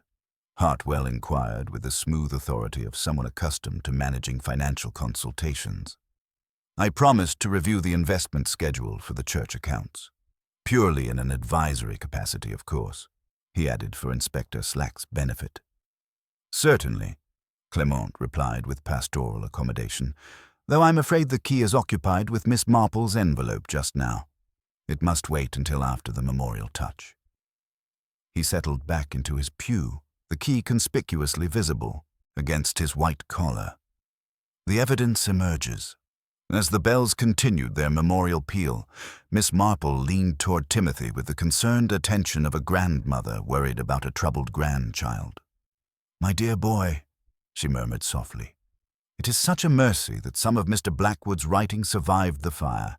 There was one word perfectly legible in the fragments: shortfall. Such tidy handwriting he had, don't you think? I'm certain Inspector Slack will find even these small remnants most illuminating." Timothy's reaction was immediate and profound. The color drained from his face, and his hands began to tremble as he reached automatically for his pen, then thought better of the gesture and clasped them tightly together. His jaw set with the grim determination of someone who had finally decided to bear his own burden, rather than allowing others to carry the weight of his choices. The memorial touch concluded with appropriate solemnity, leaving a respectful silence that was broken only by the soft, unmistakable sound of metal against metal emanating from the vestry passage. Inspector Slack's head turned sharply. He had told himself that Miss Marple's theatrical nonsense would produce nothing substantial, but the evidence of his own errors suggested otherwise. The trap springs. In the vestry passage, they discovered Geoffrey Hartwell with his back to them, one shoulder pressed against the safe door, not with crude force, but with the intelligent application of leverage. A paper knife was angled delicately at the keyhole, while his other hand held a slim piece of flattened brass, the sort of improvised tool any experienced bank manager might keep for opening stubborn mechanisms. When Inspector Slack spoke his name, Hartwell did not jump or start. Instead, he froze with the absolute stillness of someone whose calculations had suddenly been revealed as fatally flawed. Anxious to review those investment schedules? Slack inquired with deceptive mildness.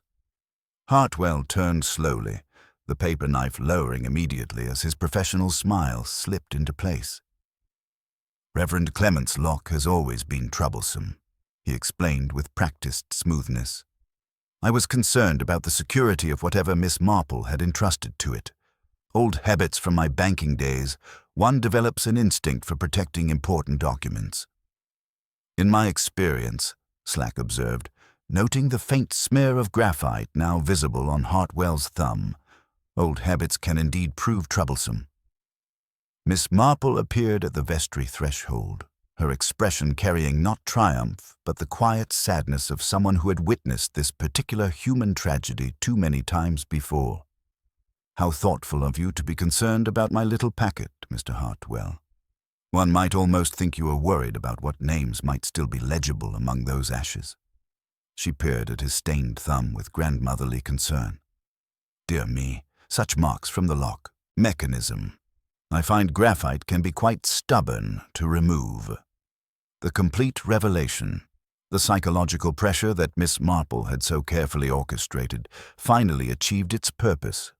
Faced with the accumulation of evidence, the brass button with its distinctive banking pattern, the blue paint fragment that matched the damaged step stool, the chalk dust that connected Mrs. Grimsby to the bell chamber, the anonymous letter written on Timothy's legal stationery, and now his desperate attempt to destroy the remaining evidence, Hartwell's careful facade finally crumbled.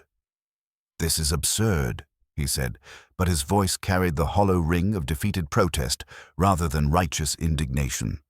You have nothing but theatrical tricks and the fantasies of an elderly amateur. Miss Marple produced the brass button, placing it gently on the vestry table where the light caught its distinctive engraving. Not nothing, Mr. Hartwell. A button, for instance, with such particular markings, so very specific to banking institution blazers. One wonders how it came to be torn from someone's clothing during a struggle in the bell chamber. Inspector Slack gestured toward Mrs. Grimsby, who had followed them into the vestry. And a knot, he added, indicating the demonstration she had unconsciously left tied to the donation hamper. 2 half-hitches so precise they could serve as a textbook example. Identical to the rope trap that injured Miss Fairfax. A postal worker's knot, if ever I saw one. Peter Morrison, who had remained silent throughout the proceedings, finally spoke from his position near the door. And paint, he said roughly, his voice carrying months of suppressed knowledge. There's blue paint missing from the step stool in the post office back room, matches the splinter found in the bell chamber window. Someone used it to climb through, someone shorter than Mr. Blackwood. I didn't speak before because I didn't want Mrs. Grimsby blamed for something she didn't do alone. The final confessions. The weight of accumulated evidence and psychological pressure finally broke the conspiracy's last defenses. Mrs. Grimsby, tears streaming down her face, was the first to speak. We never meant for it to go so far, she whispered, her voice breaking with the strain of months of concealed guilt. Geoffrey said it was just temporary, that the money would be replaced before anyone noticed. When Mr. Blackwood started asking questions, we thought we could reason with him, make him understand that exposure would hurt the entire community. Timothy nodded miserably, his professional composure completely abandoned. The anonymous letter was my idea, he admitted. When the investigation started focusing on Peter Morrison, Mr. Hartwell convinced me that we needed to redirect suspicion. I thought if we could make it seem like Mrs. Grimsby was being framed, it might create enough confusion to protect all of us.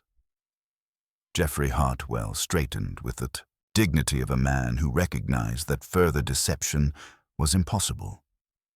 Blackwood left us no choice, he said, his voice carrying bitter resignation. He cared more about his precious principles than about the lives his accusations would destroy.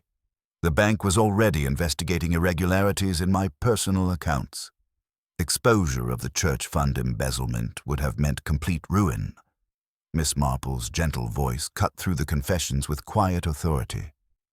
Mr. Blackwood's principles, as you call them, were simply honesty about money that belonged to people like Mrs. Pemberton, who saved from her modest pension to contribute to the Bell restoration. Money that represented not just financial sacrifice, but trust in the integrity of those chosen to manage it. The aftermath.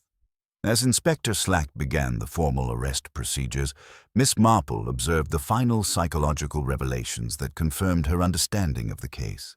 Timothy's obvious relief at finally confessing spoke to a conscience that had been tormented by guilt and the knowledge that an innocent young man might suffer for their crimes. Mrs. Grimsby's collapse into grief revealed someone whose loyalty had been exploited and corrupted by those she trusted. Hartwell's bitter resentment showed the calculating mind that had orchestrated both the embezzlement and the murder, viewing Blackwood's death as merely the cost of protecting his reputation and position. The gentle but inexorable revelation had accomplished what dramatic confrontation often failed to achieve: complete exposure of the truth through the conspirators' own reactions and confessions. Miss Marple had not needed to shout accusations or present evidence with theatrical flourish. Instead, she had created conditions where continued deception became psychologically impossible, allowing guilt and fear to accomplish what force never could.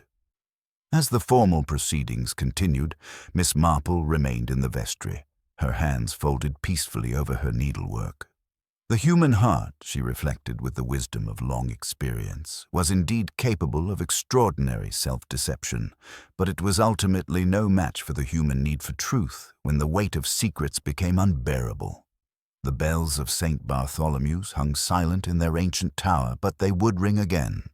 Not in celebration, but in the somber acknowledgement that justice, however painful, must ultimately prevail over the comfortable lies that communities sometimes tell themselves to preserve an illusion of peace. The small details she had so carefully observed and preserved, buttons, paint fragments, chalk dust, ink stains, nervous glances, unconscious gestures, had woven together into an undeniable pattern that revealed not just who had committed murder, but why the theft of church funds had led to something far more precious being stolen: the trust that held a community together.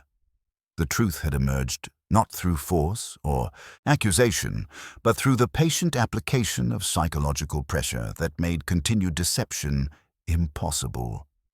Little Wickham would heal, but it would carry forever the knowledge that evil could flourish even in the most peaceful of English villages, and that sometimes the greatest mysteries were solved not by dramatic revelations, but by the quiet observation of human nature under the gentle but relentless pressure of conscience.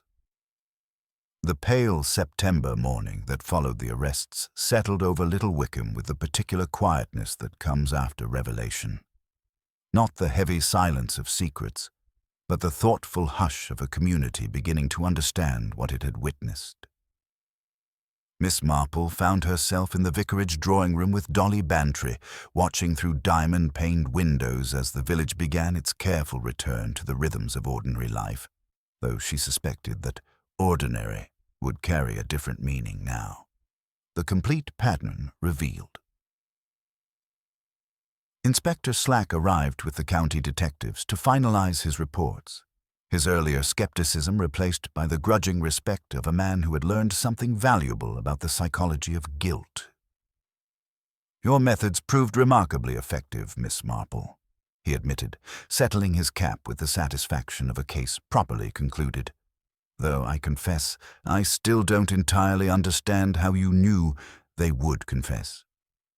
Miss Marple's needles moved with their familiar rhythm as she considered his question.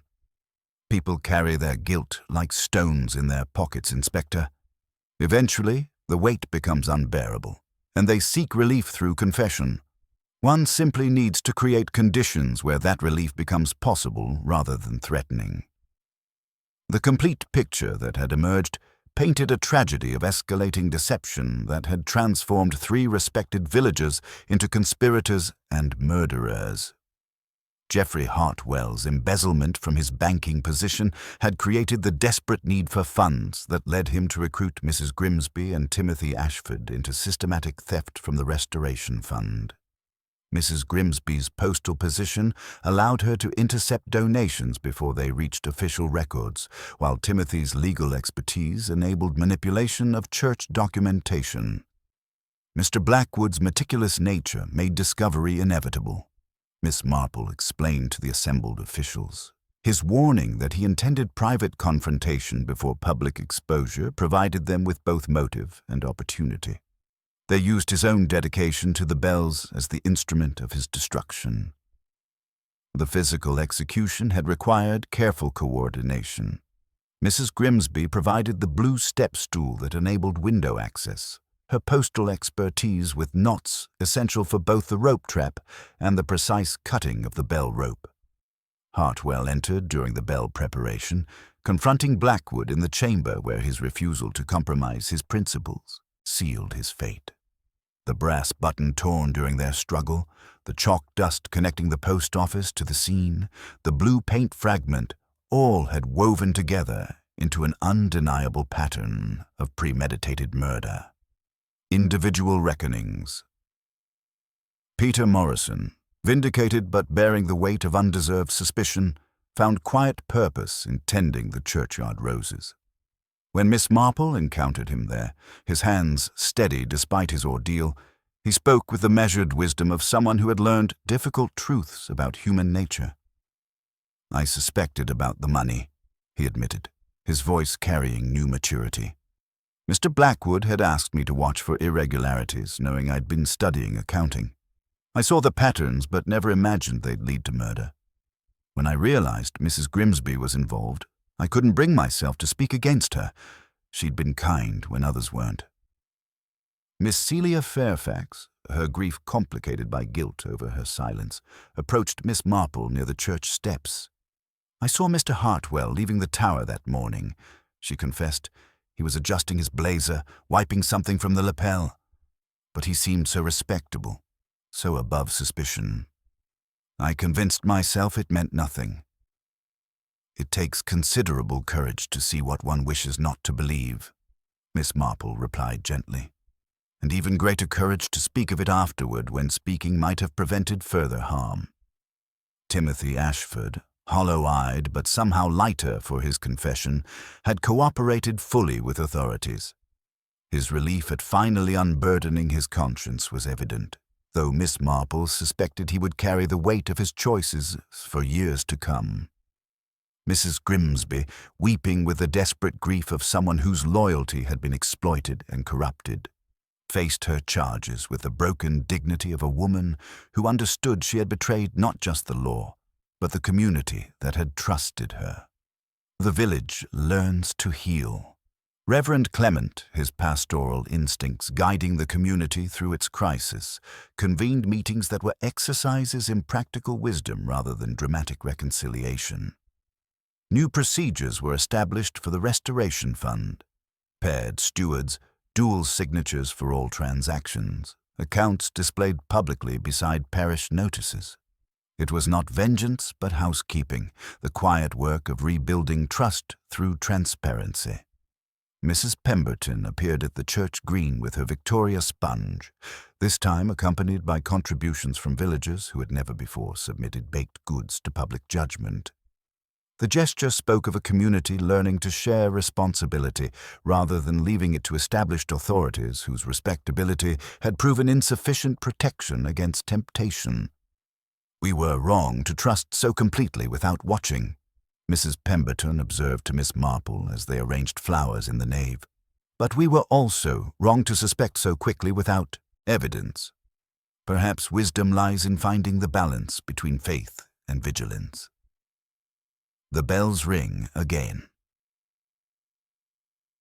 On the Sunday following the arrests, Celia Fairfax and Peter Morrison stood together in the bell chamber, their hands steady on ropes that had been restrung and blessed. The peal they rang was neither jubilant nor mournful, but something more complex, the sound of a community that had learned difficult truths about itself and chosen to continue despite that knowledge. Miss Marple, seated beneath the memorial plaque for a long-departed churchwarden whose own faults had been diplomatically transformed into virtues by time and charity, listened to the bells with the satisfaction of someone who had witnessed another small victory of truth over comfortable deception. The changes were clean and measured, like sentences chosen for clarity rather than effect. Philosophical reflections. Dr. Haydock found Miss Marple after the service, offering his arm as they crossed the green toward the 3 Crowns. "You made it seem as if they confessed to themselves," he observed with professional curiosity. "People mostly do," Miss Marple replied thoughtfully. "It's rare that we want to be thought better by others than we wish to be by ourselves. The difficulty lies in creating moments when those 2 desires align rather than conflict." At the pub, conversation rose and fell in the careful patterns of a community teaching itself to be ordinary again. Men who had sworn never to donate to church funds again quietly placed coins in collection plates, while women who had thought themselves beyond surprise passed refreshments to neighbors whose grief had come late. No one mentioned Hartwell by name. They spoke of the bank and the money, then of Cyrus Blackwood and the bells, and then they observed thoughtful silences that held more healing than words might have provided. The enduring lessons. As evening shadows lengthened across Little Wickham's ancient stones, Miss Marple walked back to Dolly Bantry's cottage, pausing at the lich gate to adjust the ribbon on the modest posy she had placed on Blackwood's grave. The gesture seemed small. Ribbons seldom accomplish much, but it completed something that had needed completion. Human beings, she reflected with the wisdom of long experience, committed their worst wrongs not in moments of crimson passion, but through pale increments of self-justification, excusing this and rationalizing that until the shape of their deeds became too large to hide. Yet the reverse proved equally true. Small courtesies, quiet admissions, modest reforms, these too accumulated into communities that could forgive themselves without forgetting what they must never permit again. The Restoration Fund would be reconstituted with proper safeguards, the Church's procedures reformed through hard-won wisdom, and the social bonds that had been corrupted by deception would be rebuilt through the patient work of daily honesty. Little Wickham had learned that respectability could mask corruption, but it had also discovered that ordinary decency, properly tended, could survive even the most devastating revelations. Behind her, in the gathering dusk, the bells attempted a gentle touch, no more than a minute's practice, but honest in its simplicity. They were not exultant, for celebration seemed premature. They were truthful, which proved rarer and more valuable. Miss Marple smiled with the quiet satisfaction of someone who had expected nothing less, drew her gloves straight upon her hands, and went into tea. The mystery of Cyrus Blackwood's death had been solved not through brilliant deduction, but through patient understanding of the eternal patterns of human behavior under pressure. The small details, buttons and paint fragments, chalk dust and nervous glances, had revealed their secrets when observed with the gentle persistence that human nature ultimately could not resist. Little Wickham would endure, as English villages had endured for centuries, carrying forward both the memory of its tragedy and the wisdom gained through surviving it. The bells would continue to mark the hours and seasons, their bronze voices speaking of continuity that transcended individual failings, calling the faithful to worship and the community to remember that trust, once broken, required extraordinary care to rebuild, but could indeed be restored through the patient application of honesty, vigilance, and grace. Miss Marple, ever composed, reflected on the human heart's capacity for both profound deception and ultimate redemption, finding in Little Wickham's ordeal yet another confirmation of her belief that truth, however painful, must ultimately prevail over the comfortable lies that people tell themselves to avoid confronting the consequences of their choices. The mystery was solved, justice had been served, and life would continue. perhaps with greater wisdom and certainly with deeper understanding of the complexities that lay beneath even the most peaceful of English villages. Autumn settled over Little Wickham with the gentle persistence of healing, laying fine veils of mist each morning that seemed to soften the sharp edges of recent tragedy. The legal machinery had completed its work with characteristic English efficiency. Geoffrey Hartwell faced the full weight of justice for murder and embezzlement, his composed facade finally cracking only when sentence was pronounced. Mrs. Grimsby, trembling and often incoherent, received a more tempered judgment that recognized coercion alongside culpability. Timothy Ashford's complete contrition earned him consideration, though not absolution, from a court that understood the difference between weakness and wickedness. The architecture of recovery. Miss Marple observed with quiet satisfaction how Little Wickham approached the delicate work of rebuilding trust through practical wisdom rather than dramatic gestures. Reverend Clement, who had taken the conspiracy as a personal failure of stewardship, instituted reforms that were exercises in transparency rather than suspicion. Two treasurers now managed church funds with monthly statements posted beside parish notices where every villager could examine them.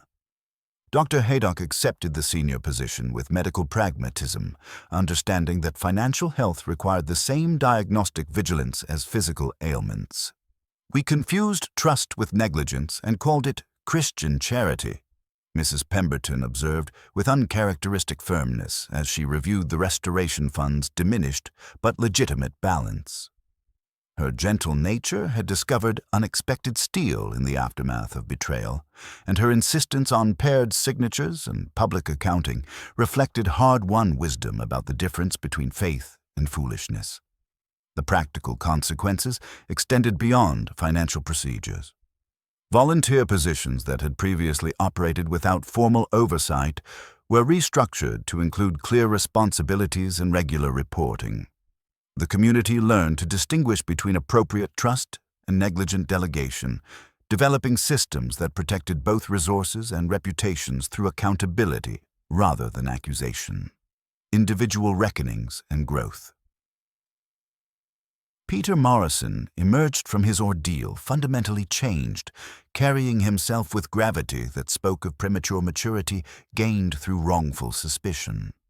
His vindication brought not triumph, but understanding of how innocence required proof and how communities could betray their own through hasty judgment. When he accepted leadership of the reconstituted bell-ringing team, it was with quiet determination to ensure that knowledge and responsibility were shared rather than hoarded.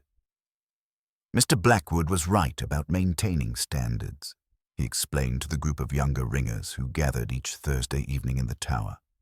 But he was wrong about keeping those standards to himself. Skills that aren't shared die with their holders, and communities that depend on single individuals make themselves vulnerable to exactly the sort of tragedy we've experienced. Miss Celia Fairfax channeled her guilt over previous silence into meticulous service, assisting Reverend Clement with administrative tasks while ensuring rigorous adherence to new financial protocols. Her hands, no longer marked by the chalk dust that had once connected her to concealed crimes, now bore the ink stains of honest record-keeping.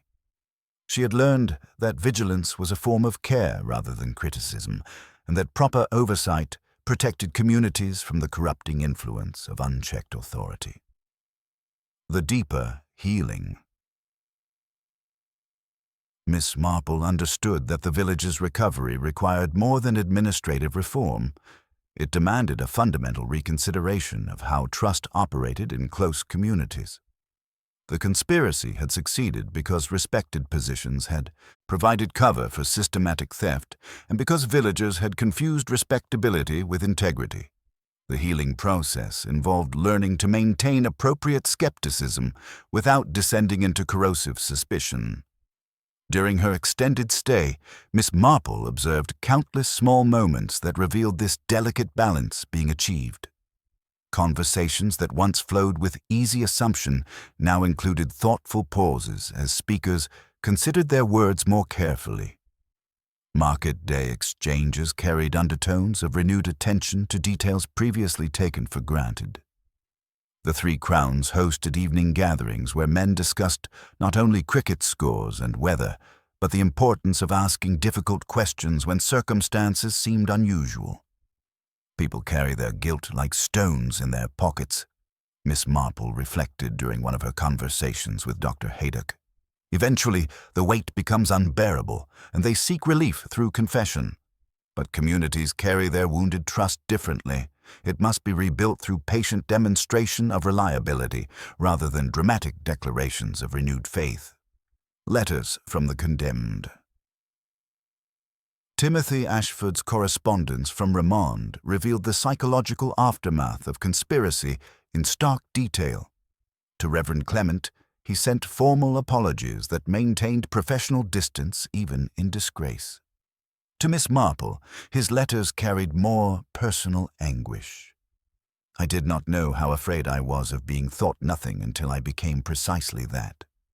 His words illuminated how fear of insignificance had made him vulnerable to Hartwell's manipulation, and how the need for importance had corrupted his judgment until theft seemed preferable to irrelevance. Mrs. Grimsby's fate proved more tragic still. Her loyalty to Hartwell, born of long-standing and unrequited affection, had led her down a path from which retreat became impossible.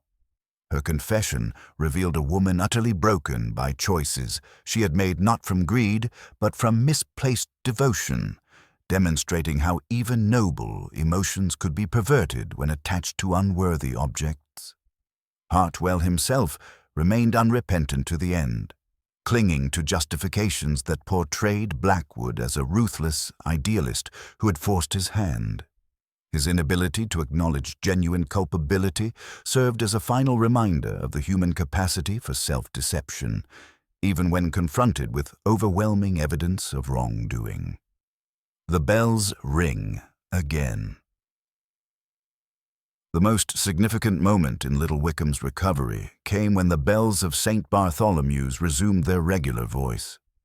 Celia Fairfax and Peter Morrison stood together in the chamber where murder had been committed, their hands steady on ropes that had been restrung and blessed.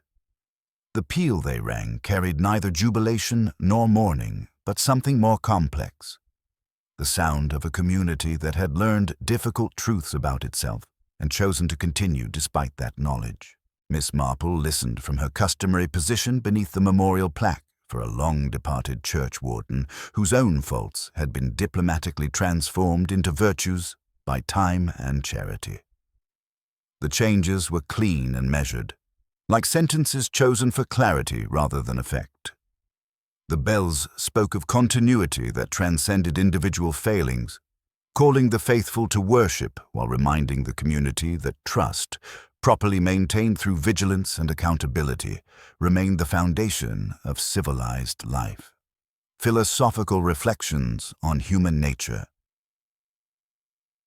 As her extended visit drew toward its close, Miss Marple spent quiet afternoons in the churchyard, contemplating the eternal mysteries that each solved case revealed about human behavior. The conspiracy had demonstrated how ordinary people could progress from petty theft to murder through incremental compromises, each step justified as necessary until the accumulation of choices created someone unrecognizable from their original selves. Human beings are like bells, she reflected during one of her final conversations with Reverend Clement.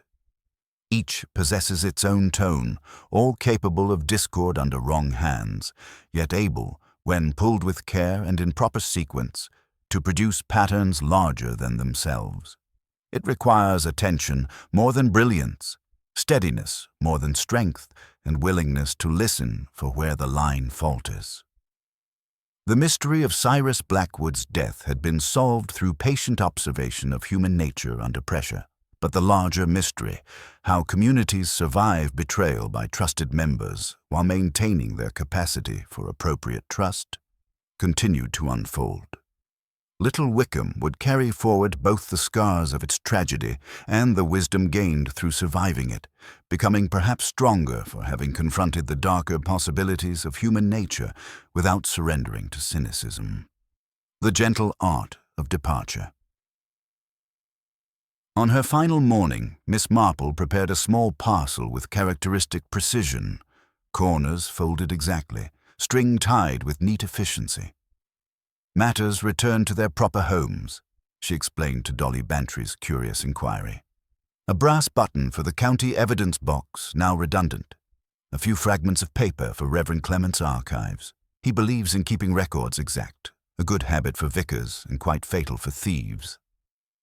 Their final walk through the churchyard carried the weight of completion rather than mere conclusion.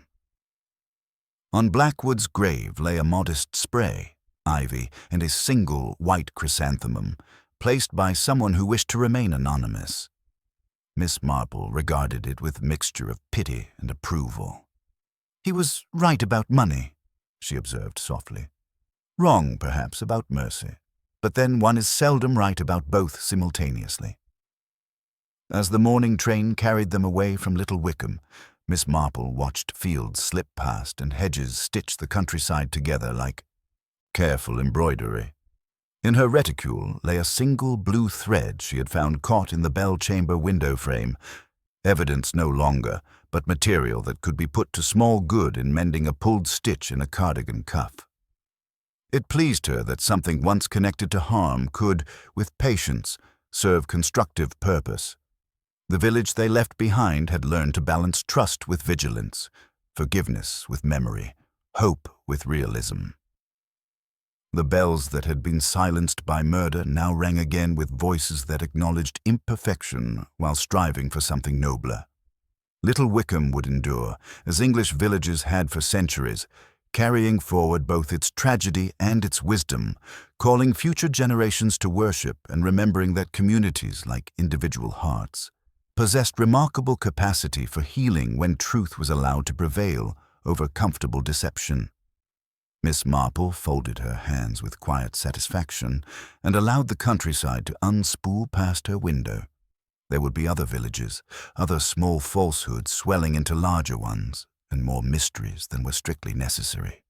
But there would also be reformed procedures, children taught kindly, and bells rung with steadier hands.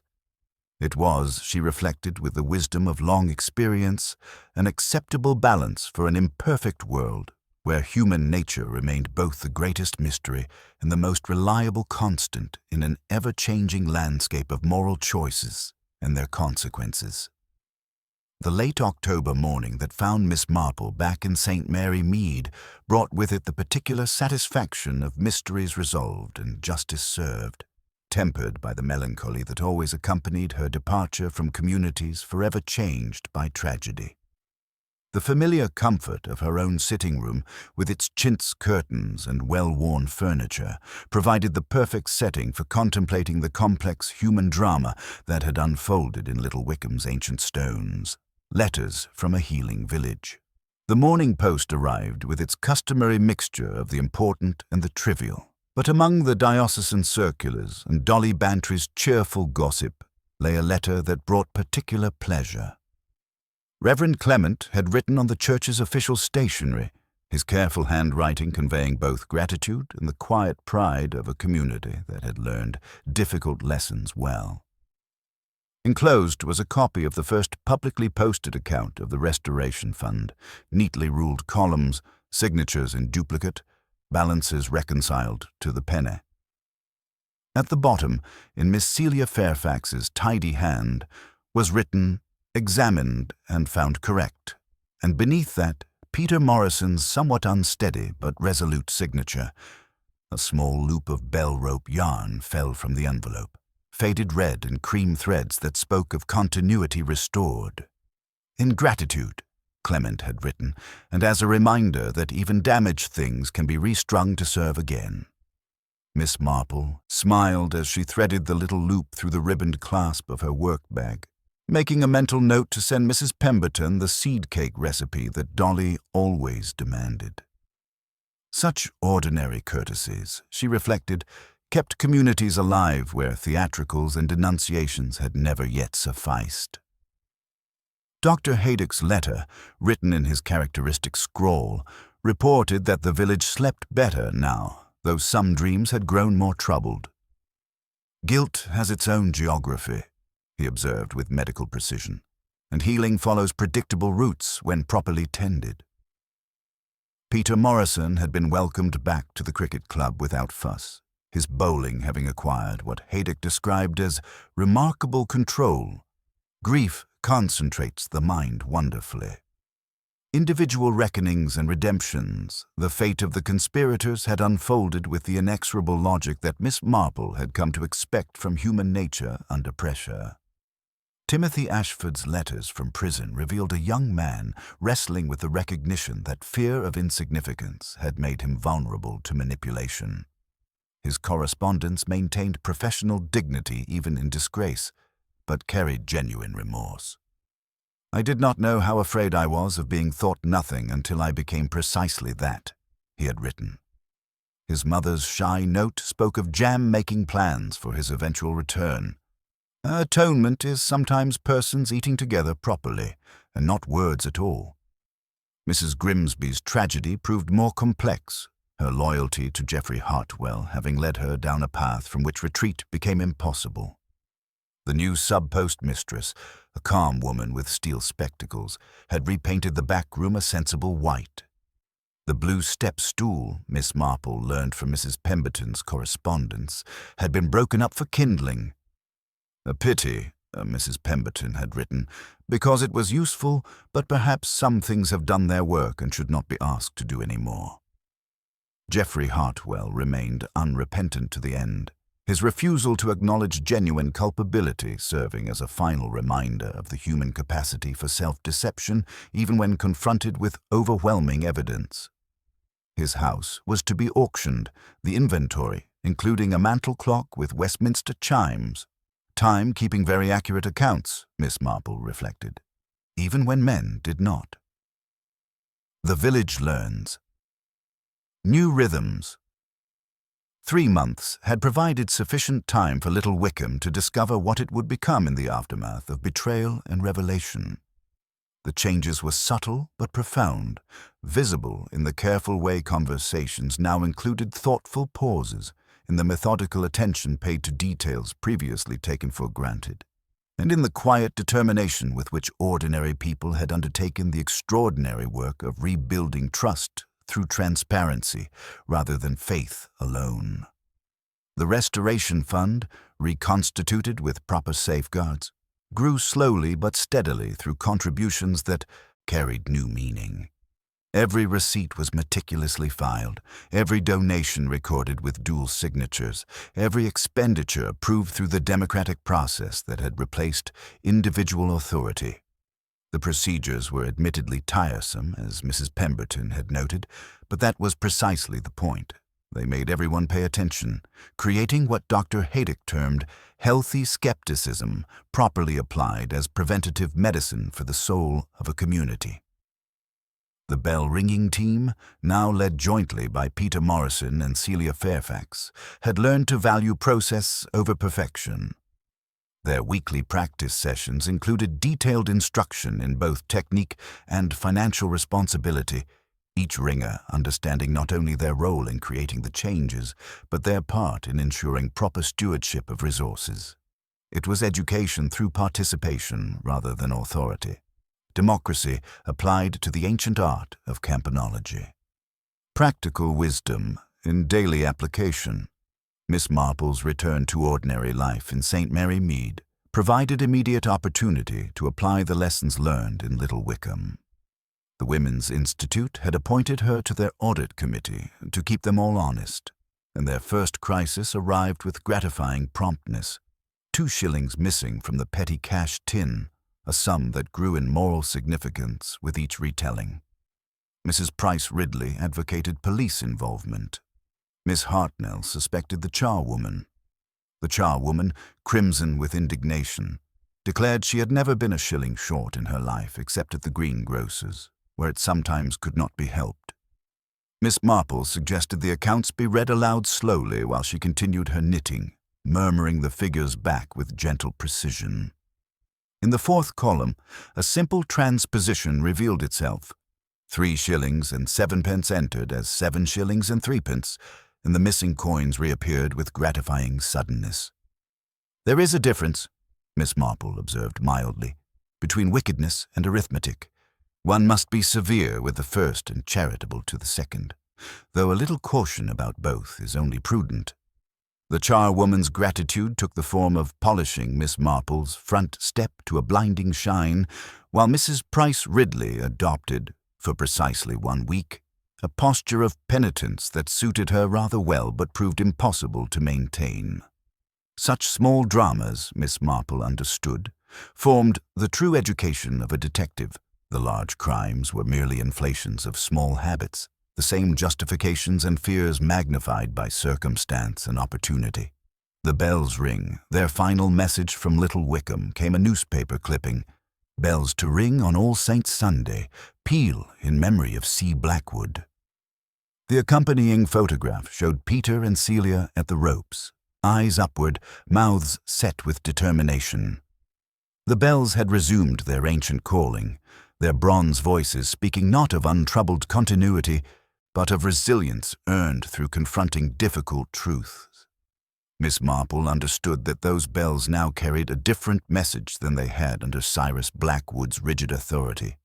They spoke of a community that had learned to balance trust with vigilance, forgiveness with memory, hope with realism.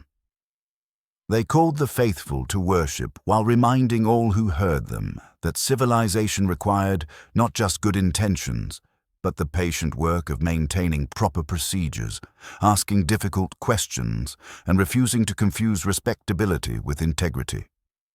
The changes they rang were neither flawless nor triumphant. They sometimes carried hesitation or missed beats, but they were honest, the sound of people learning anew together. It was not about perfection, as Peter had observed, but about the effort, the willingness to try again even when one new failure remained possible. Reflections on human nature and community. As autumn deepened into winter, Miss Marple found herself sorting through her correspondence, keeping Clement's balance sheet beside much older papers from similar crises in St. Mary Mead.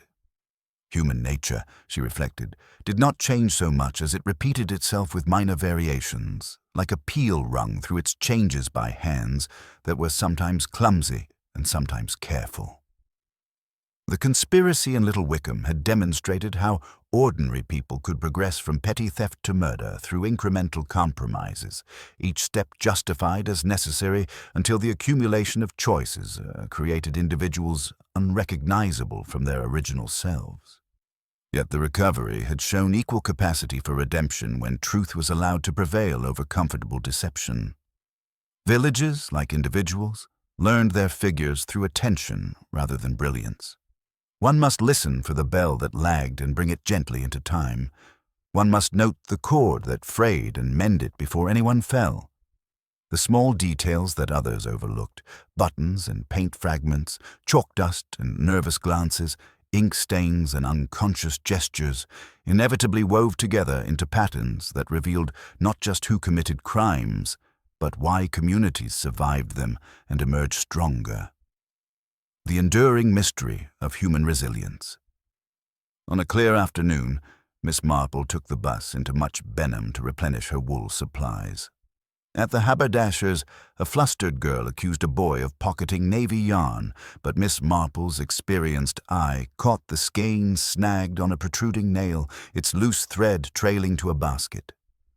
"They run away like kittens," she observed gently, retrieving the wool and placing it under the girl's hand. The boy accepted his reprieve with relief rather than resentment, and the girl wrapped Miss Marple's purchases with such care that even the corners of the brown paper appeared penitent. Such moments confirmed her understanding that most accusations stemmed from hasty judgment rather than careful observation, and that communities required both the courage to confront genuine wrongdoing and the wisdom to distinguish between error and evil. The large crimes that captured public attention were merely inflations of these smaller misunderstandings, magnified by fear, pride, and the human tendency to see guilt where simple accident might suffice. Final contemplations. As evening settled over St. Mary Mead, Miss Marple arranged her correspondence with characteristic precision. She kept the loop of bell-rope yarn beside a single blue thread she had rescued from Little Wickham's tragedy, using the latter to secure a loose button on her cardigan. One should never waste useful materials. The blue reminded her of error and its dangers, the rope of continuity and its duties. From her window, she could observe the ordinary rhythms of village life. A cat settling on a wall, a child's laughter, the kettle beginning its familiar argument with boiling water. Across England, in Little Wickham and countless other villages, similar scenes were unfolding. Communities going about their daily business with the quiet determination that had sustained English life for centuries. The mystery of Cyrus Blackwood's death had been solved through patient observation of human nature under pressure, but the larger mystery, how communities survived betrayal by trusted members while maintaining their capacity for appropriate trust, continued to unfold wherever people chose to live together despite their imperfections. Miss Marple rose to prepare tea, reflecting that the day had been full of numbers and threads, small accusations and smaller pardons. It was enough. In Little Wickham, the bells would be marking evensong, with voices that acknowledged human frailty while calling the community to something higher. In St. Mary Mead, a passing bicycle gave its dutiful ring, thin, honest, purposeful.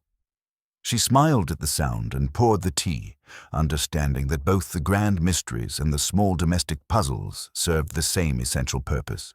They reminded her that human nature, for all its capacity for deception and cruelty, possessed an even greater capacity for truth, redemption, and the quiet heroism of ordinary people choosing to do better despite their fears and failings.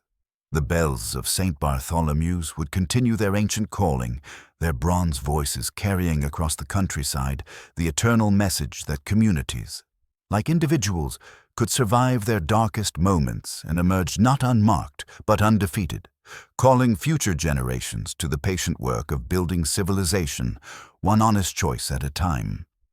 In that knowledge lay both the solution to every mystery Miss Marple had encountered and the hope that sustained her faith in humanity, despite all evidence of its capacity for both great evil and greater good.